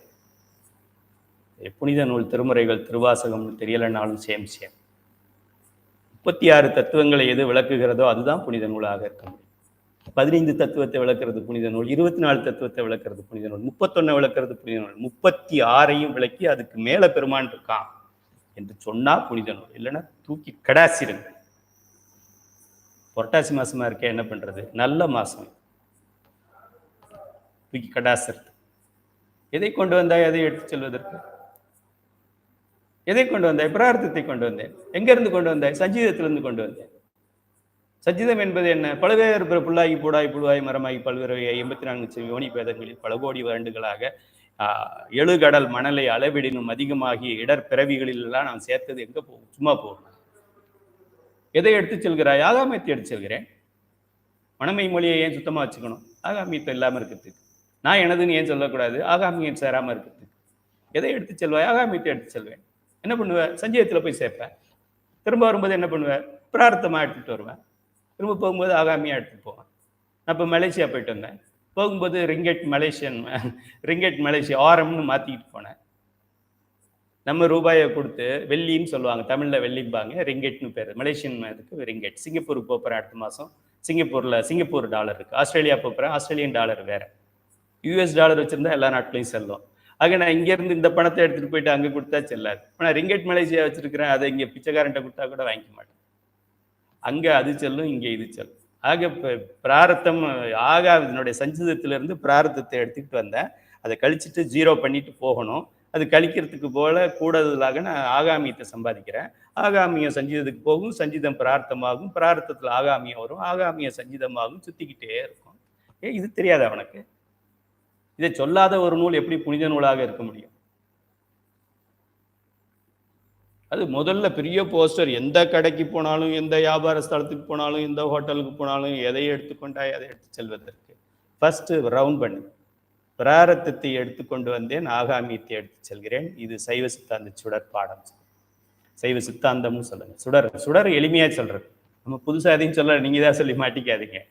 புதுசா எதையும் சொல்லலை, சைவ சித்தாந்தம் தான் சொல்றோம். எளிமையா சொன்னா சுடர், கடினமா சொன்னா சைவ சித்தாந்த தங்கம். நம்ம எளிமையா சொல்றோம். தெளிவாக இருக்க வேண்டும் மாணவர்கள். இதுல கடவுளே கடவுளே கடவுளே, பாடம் போக மாட்டேங்குது, பாடம் அங்கேயே நிக்குது. இப்போ கிருஷ்ணன் சொன்னது கரெக்ட், அந்த போஸ்டர் கரெக்ட், அதுல எல்லளவும் தவறு கிடையாது. ஏன் தவறு கிடையாது தெரியுமா? கிருஷ்ணனுடைய அதிகாரமே மீதி இருக்கிற 2 உடலுக்கு தான். இந்த 2 உடலை நம்ம எடுத்துக்கிட்டு போறதில்ல. இந்த 2 உடலை நம்ம கொண்டு வர போறதில்லை. 84 யோனி பேதங்கள் இன்னும் ஸ்டார்ட் ஆகல. யோனி பேதம் ஸ்டார்ட் ஆகல. பிரம்மா இன்னும் படைக்கல. அவருடைய லெவல்ல அவருக்கு என்ன தெரியுமோ, அவருக்கு அதிகாரம் என்னவோ அதை சொன்னார். இந்த பிறவியிலே நாம் எடுத்திருக்கின்றது, இப்போ நான் வச்சிருக்கிறது இது இது இது இது இது இது இது எல்லாம் மூச்சு, காற்று, ஆக்சிஜன், நைட்ரஜன் இதெல்லாம் இங்கேயே விட்டுட்டு தான் போகிறோம். அவருக்கு இப்போ நான் உங்களுக்கு சைவ சித்தாந்தம் நடத்தினேன்னா எனக்கு என்ன தெரியுமோ, எனக்கு இந்த இதுல என்ன இருக்கோ அதைத்தான் நான் நடத்த முடியும். அந்த சாமியா மாதிரி நடத்த முடியுமா என்னால்? அவங்க எதோ நடத்துவாங்க. அவங்க 10% கூட நான் அவங்கள்ட்ட புரிஞ்சுக்கிட்டது கிடையாது. அதை வச்சு நான் உங்களுக்கு கதை சொல்லிக்கிட்டு இருக்கேன். எனக்கு தெரிஞ்சதை தான் நான் சொல்ல முடியும். எனக்கு தெரியாத நான் என்ன சொல்ல முடியும்? பண்டார சாத்திரங்களால் 14வது சாத்திரத்தில் என்ன சொல்லியிருக்குன்னு எனக்கு தெரியாது. கந்தசாமியா போய் கேளு, நான் தியாகராஜனியா ஃப்ரீயா இருந்தா அவங்கள கேளு, நமக்கு தெரியாது. இதைத்தான் பெருமாள் பண்றேன். எனக்கு தெரியாது. நான் படித்தது 24. இதில் நீ எதையும் கொண்டு வர முடியாது, எதையும் நீ எடுத்துட்டு போக முடியாது. அதனால நான் சொன்னேன். கையில் எதையும் எடுத்துகிட்டு போக முடியாது, கையில் எதையும் கொண்டு வர முடியாதுன்னு நான் சொன்னேன். அதுக்கு மேலே சூக்குமமாக நம்ம கேள்வியில் இருக்காது. எக்ஸாமில் கேள்வி கேட்டிருக்கிறோம். மாயை சுருங்கி சுருங்கி என்ன ஆகும்? 15 தத்துவங்கள் சுருங்கி இந்த 16 தத்துவங்களில் நிற்கும். 16 தத்துவங்கள் சுருங்கி 7 தத்துவத்தில் நிற்கும். 7 தத்துவம் சுருங்கி மாயையில் நிற்கும். மாயை உயிரோட அந்த பாவ புண்ணியங்கள் கண்மம் மாயை அப்படியே அது போகும், கண்மமாக போகும். தெளிவாக இருக்க வேண்டும். எந்த கடவுளை கும்பிடலாம்? 15 ஹார்ட்வேர் ஸ்டோர்ஸ்னு கடையில் வச்சுருப்பாங்க. ஹார்ட்வேர் ஸ்டோர்ஸ்னு வச்சுருப்பான். அதில் என்ன வச்சுருப்பான்? பைப்பு, ஃபிட்டிங்ஸு, இரும்பு கம்பி அதெல்லாம் வச்சுருப்பான். அது ஹார்ட்வேர் ஸ்டோர். இன்னொரு சாஃப்ட்வேர் கம்பெனின்னு வச்சுருப்பான். அது அதுக்கு மேலே சாஃப்ட் நுண்ணியல், நுண்மின்னியல், ஆர்டிஃபிஷியல் இன்டெலிஜென்ஸு, சூப்பர் இன்டெலிஜென்ஸு. யாரு? லார்ட் சிவா. ஒன்பதி ஃபார் த ஹோல் வேர்ல்டு. எந்நாட்டவர்க்கும் இறைவன் அவன் தான். பேர் வேற வேற சொல்லணும். இறைவன் என்றால் அவன் ஒருவன் தான். கடவுள் என்றால் ஒருவன் தான். கடந்தும் இருக்கின்றான், உள்ளும் இருக்கின்றான். சயின்டிஸ்ட் இன்னும் பார்க்காத தூரத்திலும் இருக்கின்றான். சயின்டிஸ்ட் இன்னும் அதை மைக்ரோஸ்கோப்ல பார்க்காத இடத்திலும் இருக்கின்றான், மேக்ரோ டெலஸ்கோப்ல பார்க்காத இடத்திலும் இருக்கின்றான், கடந்தும் இருக்கின்றான், உள்ளும் இருக்கின்றான். 31 தத்துவங்கள் தாண்டி 36 தத்துவங்கள் தாண்டி அதற்கு மேல் பெருமான் இருக்கின்றான். அவன் பெரியவனா? லோக்கல்ல பஞ்சாயத்து பிரசிடென்ட் இருக்கான இவன் பெரியவன்? இவனுக்கு போய் வெள்ளிக்கிழமைக்கு, இவனுக்கு போகணும் சனிக்கிழமைக்கு, அவனுக்கு போகணும் திங்கக்கிழமைக்கு, இவனுக்கு போகணும் செவ்வாய்க்கிழமைக்கு, இவனுக்கு போகணும் 36க்கும் சொந்தமானவனுக்கு ஒரு தடவை கை தூக்கி அவன் சிவபெருமானை கும்பிடும்போது கை மேலே வச்சு கும்பிடுறோம். ஏன்? அவன் 36 தத்துவங்களை தாண்டி இருக்கிறதுனால அவன் காலை பிடிக்கும். அங்கே நம்ம கை நீட்டுற இடத்துல தான் அவன் கால் இருக்கு, தலைக்கு மேலே இவ்வளவு தூரத்துல தான் அவன் கால் இருக்கு. அதனால சிவபெருமானை கும்பிடும்போது இங்கே பிடிக்கும். பெருமாளை கும்பிடும்போது யாரும் இப்படி தூக்கி கும்பிட மாட்டாங்க, தத்துவங்களுக்குள்ள இருக்கிறதுனால. பெருமாள் மேல தவறு இல்லை, அவருடைய அதிகாரத்துல உயர்ந்தது. பெருமாளுக்கு ஒரு முத்தி இருக்கிறது, சொர்க்கவாசல் திறப்பாங்க. பெருமாளை கும்பிட்டா முத்திக்கு போகலாம். இல்லைன்னா ஏன் இவ்வளவு பேர் பெருமாளை கும்பிடுறாங்க? ஆழ்வார்கள்லாம் ஏன் அப்படி பாடி இருக்கிறாங்க? பெருமாளை கும்பிட்டாலும் முத்திக்கு போகலாம், அவரு முத்திக்கு போகலாம். நீங்க கந்தரவக்கோட்டைக்கு யாராவது மலேசியால இருந்து வந்தாங்கன்னா நான் போய் சந்திப்பேன்.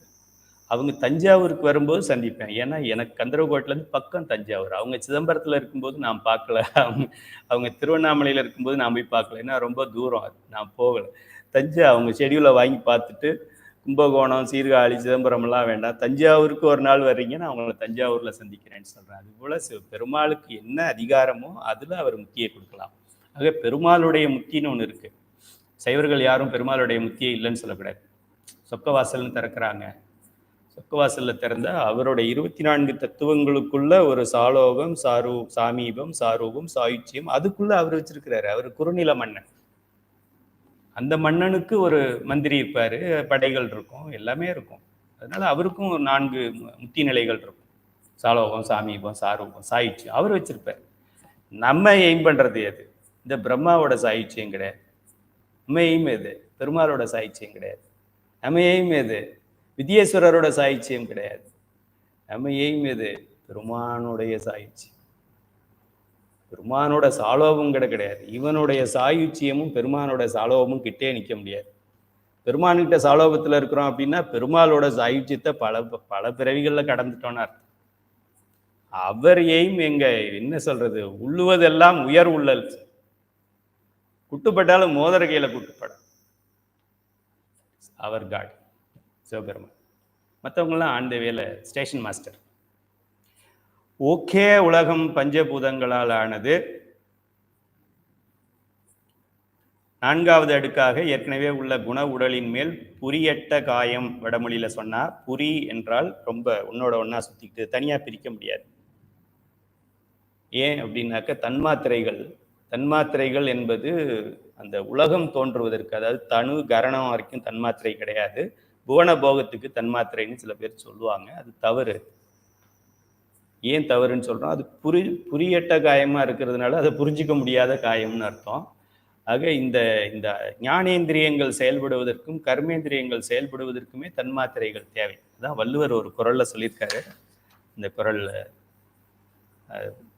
ஓசை, ஊறு, ஒளி, சுவை, நாற்றம், இதை எவன் அறிந்து கொண்டானோ, அது குறளை யாராவது பதிவிடுங்க, இவன் உலகத்தையே அறிந்து கொண்டதாக அர்த்தம் போடுவார். யாராவது மாணவர்கள் விரைவாக அதை பதிவிடவும்.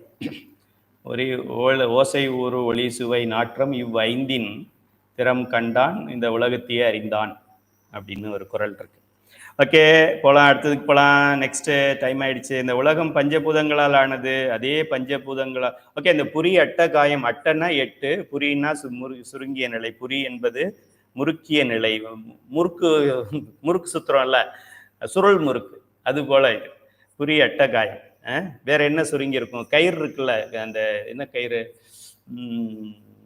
தேங்கானார் கயிறு, அந்த கயிறு. நம்ம திரியெல்லாம் போட்டிருக்கோமே, விளக்கு திரியில 2-3 இதை சேர்த்து சுத்திருப்பாங்க. அந்த காலத்துல பெண்கள் ஜடை போடுவாங்க, 3 முடியை எடுத்து ஒரே முடியா பண்ணி கொண்டு வருவாங்க. அதெல்லாம் அதுக்கு பேரு புரின்னு பேரு. அது முப்புரி, இது அட்டபுரி. அட்டபுரியில என்னென்ன இருக்கு? 5 தாத்வீகங்கள் இருக்கு, 5 தன்மாத்திரைகள் இருக்கு, 3 அந்த கரணங்கள்ல இருக்கிற மனம், சித்தம் ஏற்கனவே போயிடுச்சு, புத்தியும் அகங்காரம் இருக்கு, மீதி 3 மட்டும் இல்லை. சித்தம் ஏற்கனவே முன்னாடி போயிருக்கு, பிரகிருத்தியோட சேர்ந்துருச்சு. மீதி இருக்கிறது மனம், புத்தி, அகங்காரம். இங்க இருக்கிறது தன்மாத்திரைகள். இந்த 5, இந்த 3, இது ரொம்ப அப்படியே முறுக்கி ஒன்னோட ஒன்னா இது அண்டத்துக்கும் உண்டு பிண்டத்துக்கும் உண்டு இந்த நிலையில அப்படிங்கிறதுனால இதுக்கு பெயர் புரிகாயம்னு பேரு. 8 இருக்கிறதுனால அட்டகாயம்னு பேரு. புரியட்ட காயம் என்று பெயர். இந்த புரியட்ட காயம் உள்ள நிலைக்கு பெயர் சொல்றேன். இந்த உலகம் பஞ்சபூதங்களால் ஆனது. அதே பஞ்சபூதங்களால் ஆனதுதான் நம் உடலும் என்பது நமக்கு எல்லாம் தெரியும். எப்படி உங்களுக்கு ரிலேஷன் கொடுக்குறேன் பாருங்க. அப்படிப்பட்ட பஞ்சபூதங்கள் தோன்றுவதற்கு மூலப்பொருள் அல்லது ரா மெட்டீரியல் போன்ற ஓசை, ஊறு, ஒளி, சுவை, நாற்றம் என்ற 5ம் சேர்க்கப்படுகிறது. தெளிவாக தெரிந்து கொள்ள வேண்டும். நான் 2 வருஷ கோர்ஸ் படிச்சிருக்கேன். நான் சித்தாந்த தங்கம் என்று சொல்லுவார்கள். தன்மாத்திரைக்கும் இந்த கண்மேந்திரியங்களுக்கும் ஞானேந்திரியங்களுக்கும் சம்பந்தம் இல்லை. கண்மேந்திரியங்கள் ஞானேந்திரியங்கள், தன்மாத்திரைகள் அது வேற ஒரு அகங்காரத்திலிருந்து வருது, புதாதி அகங்காரத்திலிருந்து இது வருது, அதெல்லாம் சொல்லி தனின்னு சொல்லுவாங்க. தனி கிடையாது. உலகம் பூமி தோன்றுவதற்கு மட்டும்தான் தன்மாத்திரைகள், பஞ்சபூதங்கள் தோன்றுவதற்கு மட்டும்தான் தன்மாத்திரைகள்னா அப்ப நம்ம பஞ்சபூதத்துக்கு நமக்கு சம்பந்தம் இல்லையா? அப்ப அண்டத்துக்கும் பிண்டத்துக்கும் ரிலேஷன் எங்க இருந்து வந்துச்சு? தன்மாத்திரைகள்ல இருந்தே வருது. அதை நாம் தெரிந்து கொள்ள வேண்டும். அதனாலதான் இது புரிந்த காயம், ஒன்னோட ஒன்னா முறுக்குப்பட்டு கிடக்குதுன்றதுனால புரி அட்ட என்றால் 8, காயம் என்றால் கருவிகள். ஸோ இந்த 8 கருவிகள் இப்போ சேர்ந்துருச்சு. கடவுளே, கருவியில் எத்தனை சேர்ந்துச்சு? மாயை சேர்ந்துச்சு, அப்புறம் 5 சேர்ந்துச்சு, அப்புறம் புருடம் அதுவாக சேர்ந்துச்சு. டம்மி அது, ஜோக்கர் மாதிரி. அது கார்ட்ஸ் விளையாடும்போது ரம்மியில் 1 ஸ்பேடு 2 ஸ்பேடு 3 ஸ்பேடு ஒரு ஜோக்கர் அப்படி வச்சுக்கலாம். அது மாதிரி இந்த புருடன் அப்படிங்கிறது தனி தத்துவம் கிடையாது, ஒரு அதனால ஒரு எஃபெக்ட் கிடையாது. ஆனால் தத்துவத்தில் ஒன்றா இருக்கிறது. ஜோக்கர் மாதிரி ரம்மிக்கும் வச்சுக்கலாம், தனியாகவும் செட் பண்ணிக்கலாம். அது போல அது. ஆக இந்த உலகம் பஞ்சபூதங்களால் ஆனது. அதே பஞ்சபூதங்களால் ஆனதுதான் நம் உடலும் என்பது நமக்கெல்லாம் தெரியும். அப்படிப்பட்ட பஞ்சபூதங்கள் தோன்றுவதற்கு மூலப்பொருள் அல்லது ரா மெட்டீரியல் போன்றதுதான் இந்த ஓசை, ஊறு, ஒளி, சுவை, நாற்றம் என்கின்ற 5ம். இந்த 5ஐயும் தன்மாத்திரைகள் என்பார்கள். ஏன்னா அது தனித்து நிற்கிறதுனால தன்மாத்திரைகள். தானாகவே பழிச்சுக்கிறேன்னு சொல்றான், தான் சொந்த காலில் நிற்கிறேன்னு சொல்றான் அப்படின்னு சொல்லி அது தனித்து இருக்கக்கூடியது என்பதால் தனி மாத்திரைகள், தனித்து நிற்கக்கூடிய மாத்திரைகள் தன்மாத்திரைகள். எழுதியிருக்காங்க லோகேஸ்வரன், எல்லாரும் நோட் பண்ணிக்கங்க. சுவை, ஒளி, ஊறு, ஓசை, நாற்றம் என்ற 5ன் வகை தெரிவான் கண்டே உலகு. கண்டே இல்லை, கட்டேன்னு நினைக்கிறேன். அவன் கட்டே உலகுன்னு நினைக்கிறேன்.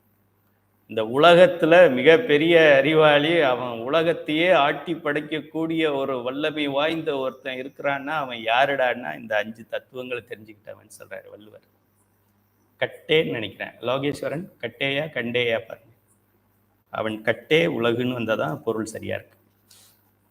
சரி, மேலும் ஆன்மா சிந்தித்து, ஔவையார் ஆத்திச்சூடி இதுலயே எழுதியிருக்கிறாங்களே, இது விநாயகர் அகவல்ல இருக்கிறாங்க. புரியட்ட காயம் விட்டும் புரிய வைத்து ஏதோ உனக்கு அதெல்லாம் சொல்றாங்களே, ஔவையார் சொன்னதை அப்படியே புரிஞ்சுக்கிறோம் நம்ம. வேற யாரும் இதை புரிஞ்சுக்க முடியாது. இப்படி ஆன்மா அடுத்தது சிந்தித்து செயல்பட மனம், புத்தி, அகங்காரம் என்ற 3ம் சேர்ந்து தன்மாத்திரைகள்ல 5, இந்த சித்தம் போக மீதி இருக்கிற மனம், புத்தி, அகங்காரம் இந்த 5ம் 3ம் சேர்ந்து முறுக்குப்பட்டு கிடந்து இது போய் அந்த உடல்ல சேர்ந்துச்சு அப்படின்னா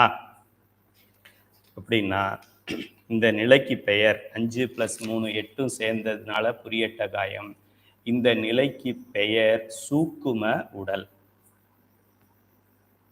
இன்னும் பிரம்மா நுழையலை நமக்குள்ள. பிரம்மா நம்மை படைத்தார், இதுவரைக்கும் படைக்கல. இனிமேதான் படைக்க போறார். இனிமே படைக்க போறவனை போய் முதல்ல கும்பிடுறதா? யாரை முதல்ல கும்பிடணும்? நல்லா தெரிஞ்சுக்க. ஏற்கனவே குண உடல் கொண்டிருந்த ஆன்மாவுடன் இந்த புரி அட்டகாயமும் சேர்ந்த நிலைக்கு சூக்கும உடல் அல்லது பிராணமய கோஷம் என்று சொல்கிறோம். ஏன் பிராணன் வருது இங்க?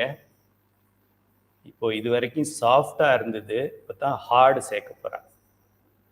சாஃப்டையும் ஹார்டையும் சேர்க்கணும் அப்படின்னா, இப்போ இதையும் ஒட்ட வைக்கணும் அப்படின்னா ஃபெவிகால் போடணும், இல்லைன்னா அது ஒட்டாது. இது வேற மெட்டீரியல், அது வேற மெட்டீரியல். இதையும் அதையும் ஒட்ட வைக்கிறதுக்கு வேற வழியே கிடையாது. ரெண்டும் ஒரே மெட்டலாக இருந்தால் வெல்டு அடிச்சிடலாம். டைமென்ஷன்னா ஏதாவது ஃபிக்ஸ் பண்ணி அமுக்கலாம். ரெண்டையும் இப்படி ஒட்டணும் அப்படின்னா ஃபெவிகால் தான் போடணும். ஃபெவிகாலுக்கு பேர் பிராணன் பேர். பிராணனுடைய இயல்பு என்ன? சூக்கும உடலையும் இது தூள உடலையும் இணைக்கணும், இல்லைன்னா ஒட்டாது. இல்லை, இது பிளாஸ்டிக்கு, இது இரும்பு, இது ரெண்டையும் இப்படி ஒட்ட வைக்கிறது. ஃபெவிகால் வேணும். ஃபெவிகால் பிராணன்.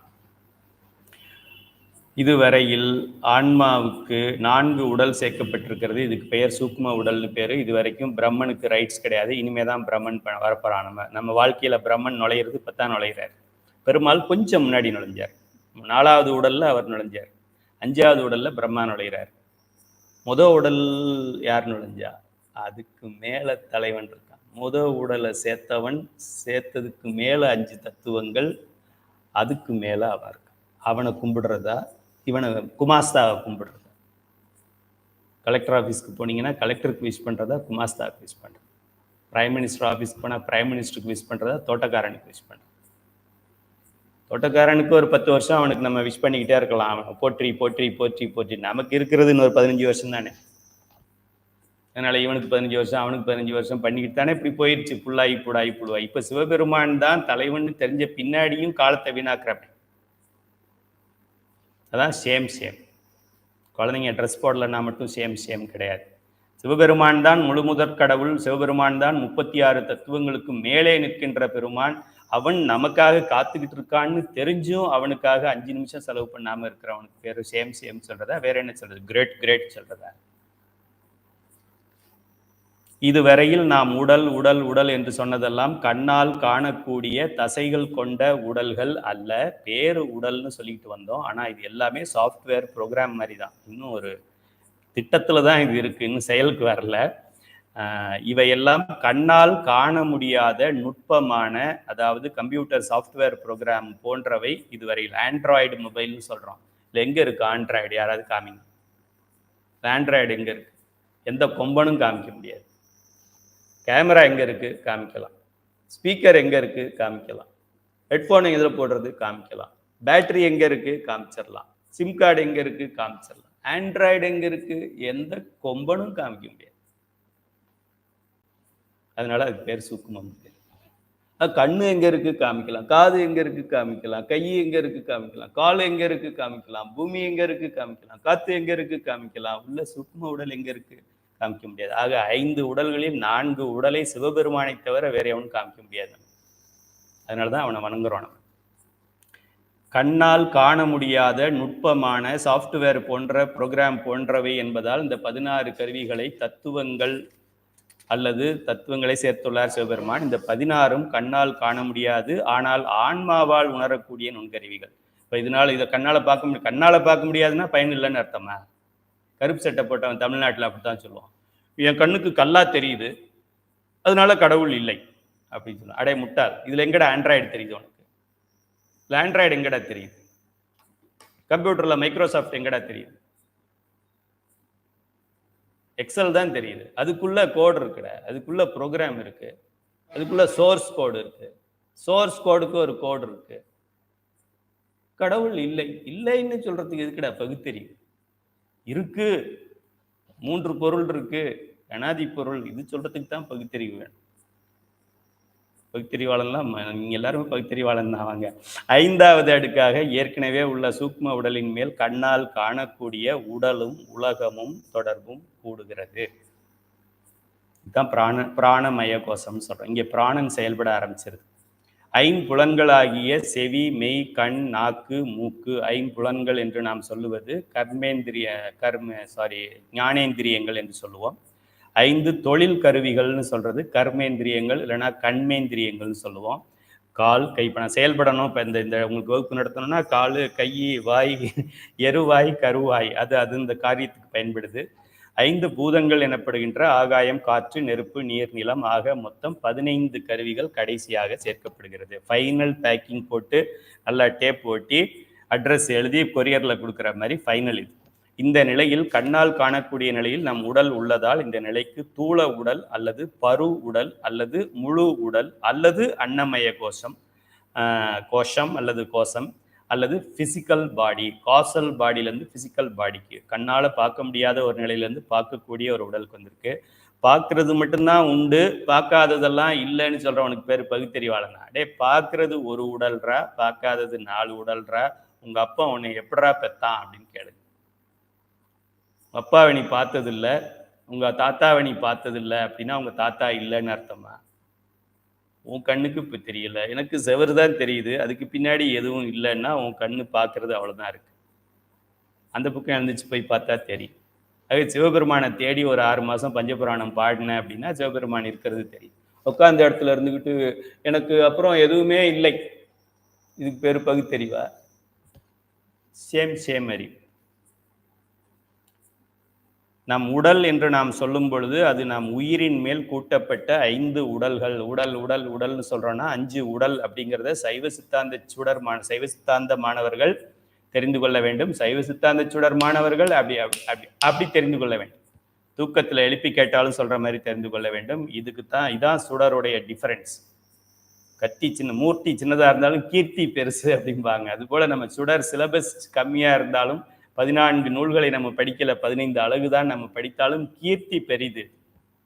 எது வேணும்? 36 எக்ஸ்பிளைன் வேணுமா, 31 எக்ஸ்பிளைன் வேணுமா, 7 வேணுமா, 24 வேணுமா, 5 உடல் வேணுமா, மேலேருந்து கீழே வேணுமா, கீழேருந்து மேலே வேணுமா, என்ன வேணும் உனக்கு, கமான் சிட் டவுன் அப்படின்னு சொல்லி எக்ஸ்பிளைன் பண்ணுங்க. சரி, சுருக்க போகிறோம், அவ்வளோதான். எல்லாம் முடிஞ்சு போச்சு பாடம். இனிமேல் எல்லாம் ஃபாஸ்ட்டாக சம்மரி தான். முதல்ல உயிர் இருந்தது, அப்புறமா 16 உள்கருவிகள். முதல்ல ஒரு உள்கருவி, அப்புறம் ஒரு 5 உள்கருவி, இந்த 6 சேர்ந்ததுனால 7வது ஆட்டோமேட்டிக்காக சேர்ந்துடும் புருடன். ஆக முதல்ல 7 கருவி, அதுக்கப்புறம் ஒரு கருவி, அதுக்கப்புறம் 8 கருவி. ஸோ 1 + 5 + 1 + 1 + 8 + 15 கூட்டினீங்கன்னா 31 வந்துடும். உடலுக்கு இப்போ வந்திருக்கிறோம். காரண உடல், கஞ்சுக உடல், குண உடல், சூக்கும உடல், தூள உடலுக்கு வந்துட்டு. கீழேருந்து மேலே போனோம். உயிர் போகும்போது எப்படி போகும்? தூள உடல் போயிட்டு சூக்கும உடலுக்குள்ளே போயிடலாம். தூள உடலில் நம்ம என்னென்ன கற்றுக்கிட்டோம், என்னென்ன வச்சுருந்தோமோ இதெல்லாம் சுருங்கி சூக்கும உடலில் உட்காரும். சூக்கும உடலில் என்னென்ன வச்சுருந்தோமோ அதெல்லாம் சுருங்கி குணத்தில் போய் உட்காந்துரும். ஏன்னா சூக்கும உடல் அப்படியே போகாது. நம்ம எடுத்துகிட்டு போகும்போது தன்மாத்திரைகளையா எடுத்துகிட்டு போக முடியும்? ஸோ கொடையை சுருக்கும் போது எப்படி சுருங்குதோ அது போல் சுருங்கும். அது போய் என்ன குண உடலில் உட்காரும். குண உடலில் இருந்தது என்னென்ன கற்றுக்கிட்டோமோ, என்னென்ன பாவம் புண்ணியம் செஞ்சோமோ அதெல்லாம் சுருங்கி என்னவாகும்? இந்த கஞ்சுக உடல்ல போய் உட்காரும். கஞ்சுக உடல்ல என்ன அறிவு, காலம், நியதி, கலை, வித்தியெல்லாம் கற்றுக்கிட்டோமோ அதெல்லாம் போய் காரண உடல்ல உட்கார்ந்துருக்கும். இந்த காரண உடல் அடுத்த பிறவி எடுக்கும்போது தனஞ்சயன் மூலமாக அதெல்லாம் விரிஞ்சு அடுத்த பிறவி ஆகும். நமக்கு திருஞான சம்பந்த பெருமானுக்கு ஞானப்பால் கிடைச்சிது. ஒரு தடவை அழுதுதுக்கே ஞானப்பால் கிடைச்சிருச்சு. நான் 100 நாள் 100 முறை அழுகிறேன், எனக்கு ஞானப்பால் கிடைக்கல. ஏன்? நமக்கு சுருங்கி இருந்தது, சின்னதாக சுருங்கி இருக்கு. அதனால காரண உடலுக்கு பெயர் ஆனந்தமய கோஷம், கஞ்சுக உடல் விஞ்ஞானமய கோஷம், குண உடல் மனோமய கோஷம், சூக்கும உடல் பிராணமய கோஷம், தூள உடலுக்கு அன்னமய கோஷம் என்று பெயர். இந்த வெளியில தெரிகிற தூள உடலை பிசிக்கல் பாடின்னு சொல்றோம். அதுக்கு முன்னாடி ஆஸ்ட்ரல் பாடி அப்படின்னு சொல்லுவாங்க. அதுக்கு முன்னாடி இருக்கிறது அதிசூக்கும நிலை அப்படின்னு நம்ம சொல்றோம். திருமந்திரம் 2ஆம் தந்திரம் 9வது சர்வ சிருஷ்டி, அண்டங்கள் அனைத்தும் சர்வமும் சிருஷ்டி பண்ணுகிற முறை எப்படி நடக்குது அப்படின்னு பாடல் 11ல் திருமூலர் சொல்லியிருக்கிறாரு. காரணன் அன்பில் கலந்து எங்கும் நின்றவன். காரணன், இந்த உயிர் பிறவி எடுக்கிறதுக்கு காரணன் யாரு? நம் தலைவன், திருநீற்று தலைவன். நாரணன் நின்ற நடு உடலாய் நிற்கும். 31 தத்துவங்களிலே 24 தத்துவங்களாக நிற்பான் நாராயணன். ஓம் நமோ நாராயணா. பாரணன் அன்பிற் பதம் செய்யும் நான்முகன். நான்முகன் எங்கே நிற்பான்? அதுக்கு கீழே இருக்கிற தூள தத்துவங்களாகிய 15 தத்துவங்கள் கண்ணால் காணக்கூடியதில் நிற்பான். ஆரணமாய் உலகாய் அமர்ந்தானே, சிவபெருமான் உருவனே எங்கும் நிறைந்து இருப்பவன். யாரை கும்பிடலாம்? அடிக்கடி சந்தேகம் வந்துடும். ஐயா இந்த மாதம் விட்டுருங்க, புரட்டாசி சனிக்கிழமை கும்பிடுறோம். பெருமாளுக்கு வந்தது கறி சாப்பிடக்கூடாது. சனிக்கிழமை ஓம் நமோ நாராயணா சொல்கிறோம். 1008 தடவை ஓம் நமோ நாராயணா எழுதுகிறோம். இல்லைன்னா என்னப்பா எழுதுறது? ஓம் என்ன ஆஞ்சநேயர் என்ன சொல்லுவார்? ஆஞ்சநேயர் ஓம் ஸ்ரீராமஜெயம் ஓம் இல்லை, ஸ்ரீராமஜெயம். இந்த மாதம் ஸ்ரீராமஜெயம், இந்த மாதம் ஸ்ரீராமஜெயம். அப்புறம் மார்கழி வந்துச்சு, சாமியே சரணமையப்பா. அப்புறம் வேற ஒரு மாதம் வந்துச்சு, ஓம் சக்தி. அப்புறம் ஒரு மாதம் வந்துருச்சு, ஓம் பிரம்மா. அடே, தத்துவங்கள் 36 இருக்கு. அது எதுக்கு? இவன் லோக்கல்ல இருக்கிறவன், இவன் சப் இன்ஸ்பெக்டர், இவன் இன்ஸ்பெக்டர், இவன் டிஎஸ்பி, இவன் எஸ்பி, ஐஜி. எவனை கும்பிடணும்? அதுக்கு மேலே சிஎம். யாரை கும்பிடணும்? சிஎம் நமக்காக காத்துக்கிட்டு இருக்கிறார். தர்சாமி எங்க வரலையான்னு சிஎம் கேட்டுக்கிட்டு இருக்கிறாரு சென்னையில் உட்காந்துக்கிட்டு. நான் என்ன சொல்லிக்கிட்டு இருக்கிறேன்? இங்கே நம்ம கான்ஸ்டபிளோட பிஸியா பேசிக்கிட்டு இருக்கிறாரு சொன்னா சிரிப்பாரா சிரிக்க மாட்டார். சரி பேசிக்கிட்டு இருந்துட்டு வரட்டும்ட்டு அவர் வேலை அமெரிக்காவுக்கு கிளம்பி போயிடுவார். அப்புறமா என்னை விட்டுட்டு போயிட்டாருன்னு சொல்லக்கூடாது. சிவபெருமான் ஒருவனே எங்கும் நிறைந்து இருப்பவன். இதுவரைக்கும் நான் சொன்னதெல்லாம் நான் சொல்லலை, திருமூலர் சொன்னதை குருநாதர் சொல்லியிருக்கிறார் உங்களுக்கு.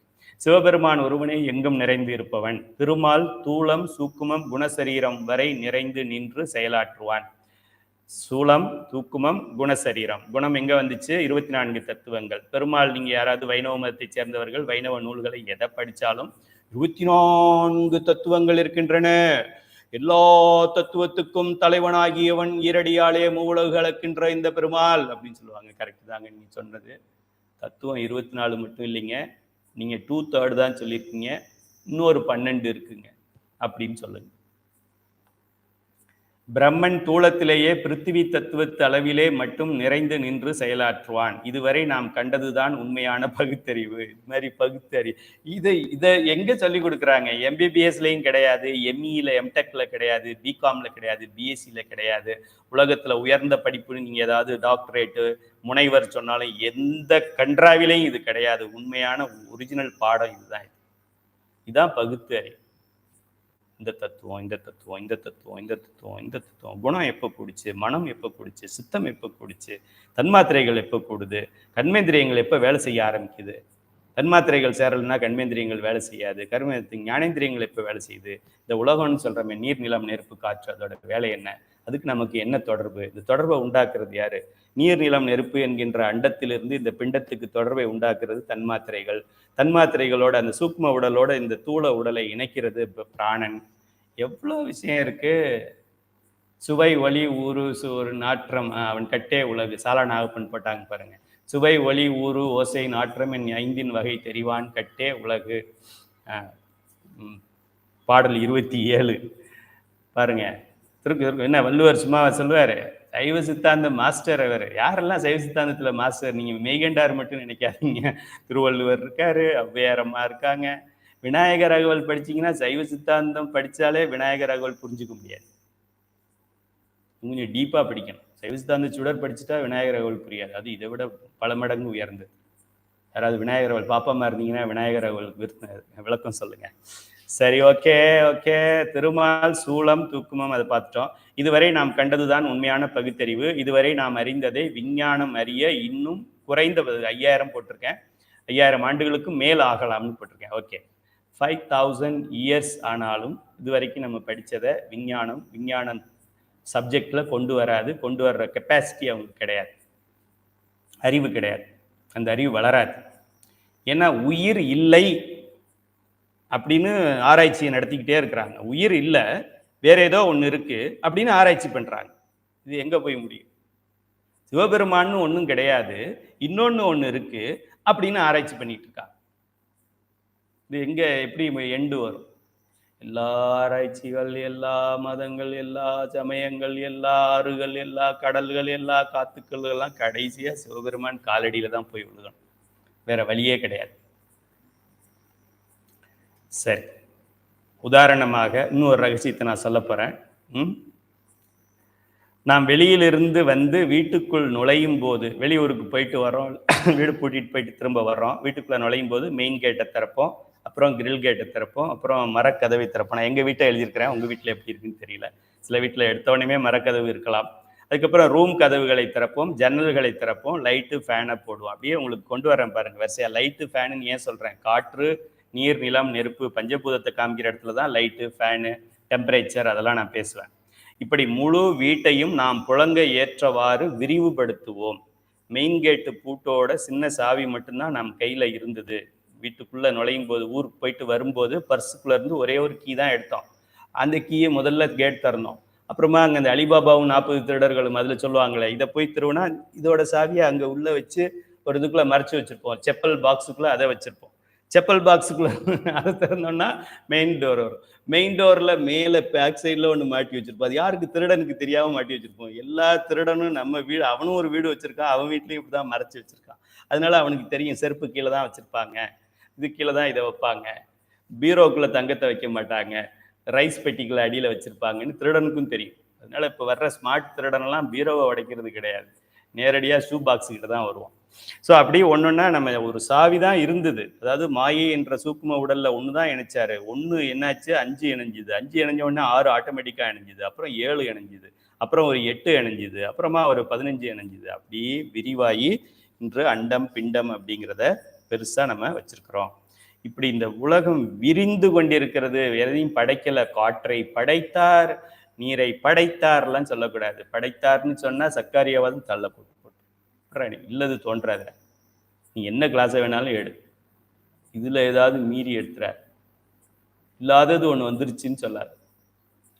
சக்தின்னு ஒண்ணு, பராசக்தின்னு ஒண்ணு வந்துருச்சுன்னு சொல்லாது. சிவன் சக்தியா மாறி இருக்குன்னு சொல்லிக்க. ஆற்றல் கேன் நைதர் பி கிரியேட்டட் நார் டெஸ்ட்ராய்ட். இங்கிலீஷ்ல சொன்னா ஏத்துக்குவீங்க. இல்லது தோன்றாது உள்ளது அழியாதுன்னு சொன்னா எவனோ லூஸ் சொல்றான்னு சொல்லு. Energy can neither be created. Nobody in the world, Prime Minister, Chief Minister, United Nations General Secretary கூட எனர்ஜியை கிரியேட் பண்ண முடியாது. He can neither create energy nor destroy it. எனர்ஜியை ஒன் ஃபார்ம்ல அனதர் ஃபார்முக்கு மாற்றலாம். அருள் சக்தியாக மாற்றலாம், இல்லைன்னா திரோதான சக்தியாக மாற்றலாம், இல்லைன்னா சக்தியை சிவமாக மாற்றலாம், சிவம் சக்தியாகலாம். சிவம் வந்துருச்சு, சிவம் வரலாம், அது பதி அனாதி. சக்தி வந்துருச்சு, ஓம் சக்தி வந்துருச்சு, பங்காரு சக்தி வந்துருச்சு, அதெல்லாம் சொல்லக்கூடாது. மாறி மாறி வந்துகிட்டு இருக்கு. சரி, மாயையிலிருந்து தோற்றுவிக்கப்பட்ட காரிய பொருளுக்கு மாயேயம் என்று பெயர். இது குறிச்சுக்கோங்க. எப்போது ஒரு அட்வான்ஸ் கிளாஸ்ல நம்ம என்ன சொல்லுவோம், மலங்கள் 5 அப்படின்னு சொல்லுவோம். என்ன மலங்கள் 5? மாயேயம்னு ஒரு மலம் இருக்கு அப்படின்னு சொல்லுவோம். மாயேயம் மலம் இல்லை, மாய விரிஞ்ச கண்டிஷனுக்கு பெயர் மாயேயம் பெயர். அதனால அது ஒரு இடத்துல கவுண்டிங்ல கொண்டு வருவோம். அப்போ நீங்க கன்ஃபியூஸ் ஆகிடக்கூடாது. முதல்ல ஆணவம் சொன்னாரு, அப்புறம் கண்ம மாயின்னு ஒன்று நுழைச்சாரு. இப்போ திடீர்னு 5 மலங்கள் இருக்குன்னு சொல்றாரு அப்படின்னு கவலைப்படாதீங்க. 1 தான் 3ன்னா 3 5ன்னு சொல்லுவோம். அதுல 1 மாயையே, இன்னொன்று திரோதாயி. மறைப்பு சக்தியையே ஒரு மாயைன்னு நம்ம சொல்லுவோம், ஒரு மலம்னு நம்ம சொல்லுவோம். அது அந்த இடம் வரும்போது நான் சொல்றேன். சில நாட்கள் கழித்து திரும்பவும் வெளியூர் செல்கிறோம். வெளியூர் செல்லும்போது என்ன பண்ணோம், கடைசியா எது தரோம், ஃபர்ஸ்ட் வெளியூர் போகும்போது நம்ம என்ன பண்ணோம், அந்த தங்கம் வச்சிருக்கிற உள்ள இருக்குல்ல லாக்கர், அதை முதல்ல போட்டுவோம். அப்புறம் வெளியில உள்ளதை போட்டுவோம். அப்புறமா அந்த ரூமை போட்டுவோம். அப்புறமா அந்த ஹாலை போட்டுவோம். அப்புறமா அப்படியே எதெல்லாம் திறக்கும் போது லாஸ்ட்ல திறந்தோமோ அதை ஃபர்ஸ்ட்ல போட்டுவோம். எதை ஃபர்ஸ்ட்ல திறந்தோமோ அதை லாஸ்ட்ல போட்டுவோம். அப்படி பண்ணி கடைசியா வெளியில போகும்போது திரும்ப சாவியை தான் எடுத்துப்போம். அது போல இந்த பிறவியை நாம் எடுக்கும்போது அந்த சாவியாகிய பிராரத்தத்தை கொண்டு வந்தோம். அதுல இருந்து அப்படியே உடல் வந்தது. அப்புறம் அப்படியே விரல் சப்பிக்கிட்டு இருந்தோம், தாய்ப்பால் குடிச்சுக்கிட்டு இருந்தோம், அப்புறம் பெரிய ஆளானோம், அப்புறம் ஹேர் டை அடித்தோம், அப்புறம் வீடு கட்டணும், அப்புறம் ஒரு தீவையே நம்ம வாங்கினோம், அப்புறமா திரும்ப ஒரு நாள் படுத்துட்டோம், அப்புறம் திரும்ப ஹாஸ்பிட்டலில் இருக்கோம். அப்புறம் யாராவது திரும்ப முதல்ல ஸ்பூனில் பால் கொடுத்தாங்க, நல்லா மிக்சியில் அடித்து கொடுத்தாங்க. அப்புறம் 90 வயசுலையும் அது மாதிரி தான் கொடுக்குறாங்க. ஆக ஆடிய ஆட்டம் என்ன, பாடிய பாட்டு என்னன்னு திரும்ப குழந்த மாதிரி பேசாமல் படுத்து தூங்கிக்கிட்டே இருப்போம். விரித்தால் வீடு, சுருங்கினால் சாவி. அதே போல் நமது உயிரோடு கருவிகள் விரிந்தால் உடல், உலகம், தனு, கரண, புவன, போகம். சுருங்குனா திரும்ப உயிர் பிளஸ் கண்மம். கனவு நிலையில் தூள உடலை விடுத்து, அதாவது பல கருவிகளை சுவிட்ச் ஆஃப் பண்ணிவிட்டு சூக்கும உடல் முதலிய 4 உடல்களோடு மட்டும் பொருந்தி இருக்கும் ஆன்மா. ஓகே, முக்கியமான பாடம் ஒன்று இருக்கு. ஆன்மா என்ன பண்ணும், இப்போ எனக்கு ஆன்மா எங்கே இருக்கு அப்படின்னா, இப்போ 5 உடல்களோடவும் இருக்கு ஆன்மா. அதனால இங்கே நிற்கும். 5 உடல்களும் வேலை செய்யறதுனால இங்கே நிற்கும். இப்போ நான் தூங்கும்போது, நம்ம எல்லாரும் தூங்கும்போது என்ன ஆயிடுது, முதல்ல 15 கருவிகள் சுவிட்ச் ஆஃப் ஆயிடும். தூங்கும்போது கடல்ல தண்ணி இருக்கிறத பத்தி நமக்கு தெரியுமா? தெரியாது.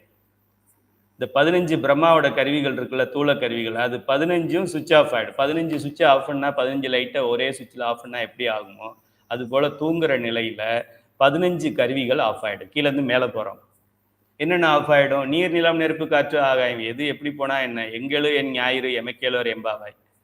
தூங்கும்போது சூரியன் கிழக்க வச்சானே மேற்க வச்சானே. அமெரிக்காவில் நான் மலேசியாவில் தூங்கிக்கிட்டு இருந்தேன் 15 நாளைக்கு முன்னாடியே. தூங்கும்போது மலேசியாவில் தூங்கினா என்ன, இந்தியாவில் தூங்கினா என்ன, பெட்ல தூங்கிக்கிட்டு இருக்கோம், இருட்டா இருக்கு, அவ்வளவுதான். அது தூங்கும்போது முதல் 15 கருவிகள், அந்த தூள உடல்ல கடைசியா சேர்ந்த 15 கருவிகள் சுவிட்ச் ஆஃப் ஆயிடும், ஷட் ஆஃப். அப்போ ஆன்மா என்ன பண்ணும், இங்க இருக்கிறது இறங்கி இங்க நின்றும். இதுக்கு நம்ம ஆசிரியர் கந்தசாமியா வேற ஆபத்தை 5 அவத்தைகள் இருக்கின்றன அப்படிம்பாங்க. இது பெரிய அவஸ்தையா போச்சுப்பா இந்த கிளாஸ், அவஸ்தை கிளாஸ் எடுத்துக்கிட்டு இருக்காரு அப்படின்ட்டு ஓடி வந்துருவோம். மலைக்கு ஒதுங்கிய மாணவர்கள் தான் நாங்களாம். கனவு நிலையில் தூள உடலை விடுத்து, அதாவது பல கருவிகளை சுவிட்ச் ஆஃப் பண்ணி, பல கருவிகள்னா 15 கருவிகள், சூக்கும உடல் முதலிய 4 உடல்களோடு மட்டும் நிற்கும். எந்த ஒரு MBBS டாக்டருக்கும் தெரியாது, தெரிஞ்சுக்கனாலும் ஒத்துக்க மாட்டாங்க. ஏன்னா அவங்க எக்ஸ்ரேலையும் இசிஜிலையும் இதை காமிக்கலைன்னு சொல்லுவாங்க. இப்போ நம்ம சப்ஜெக்ட் எல்லாம் இசிஜி மைக்ரோஸ்கோப்புக்கெல்லாம் நுண்ணுக்கும் நுண்ணியவன். மேக்ரோஸ்க்கு ஜேம்ஸ் வெப்னு சொல்லி ஒரு டெலிஸ்கோப் இருக்கு, ஜேம்ஸ் வெப் டிசி JWTS இருக்கு, 70,000 கோடி ரூபாய். அந்த டெலிஸ்கோப் மேலே இருக்கு, அதான் புது புது ஃபோட்டோவாக அனுப்பிக்கிட்டு இருக்கு. அதை வச்சு இவங்க கதை சொல்லிக்கிட்டே இருக்கிறாங்க.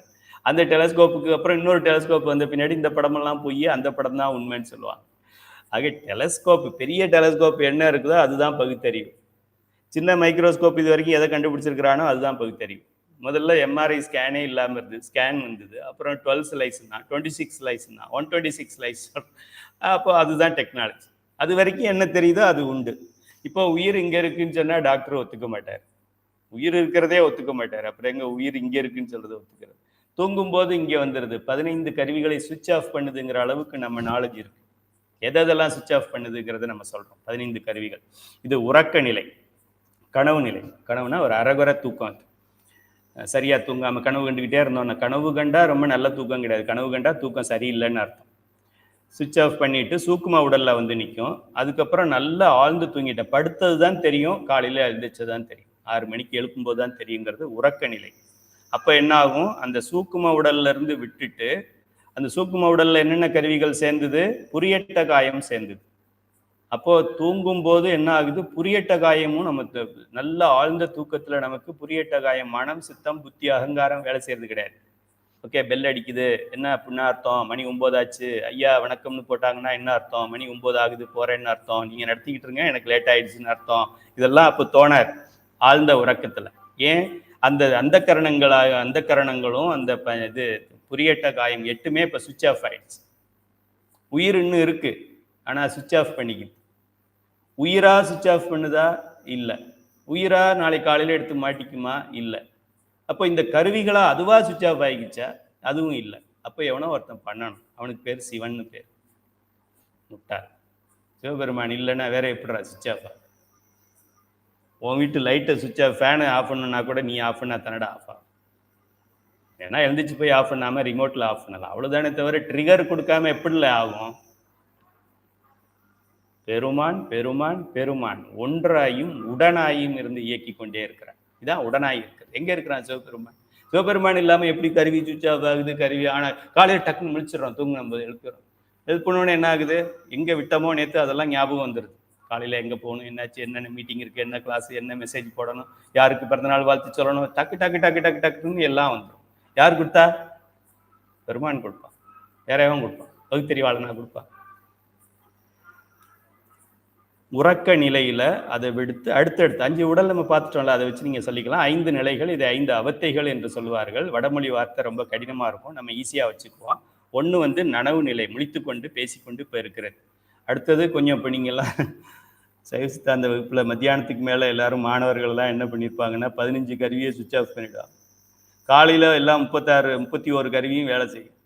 சாப்பாட்டுக்கு அப்புறம் என்ன ஆகும், ஒரு 15 கருவி சுவிட்ச் ஆஃப் ஆகும். அப்புறமா என்ன ஆகும், அந்த 8 கருவி புரியட்ட காயமும் அப்படின்பா. பக்கத்தில் உள்ளவர் அண்ணன் ஆசிரியர் கோச்சுக்கு போறார் அப்படின்னு தட்டி விடுவார். இப்போ என்னாச்சு, 15 + 8 23 கருவி சுவிட்ச் ஆஃப் ஆயிடுச்சுன்னு அர்த்தம். சைவ சித்தாந்த வகுப்புக்கே எப்படி ஆகுது.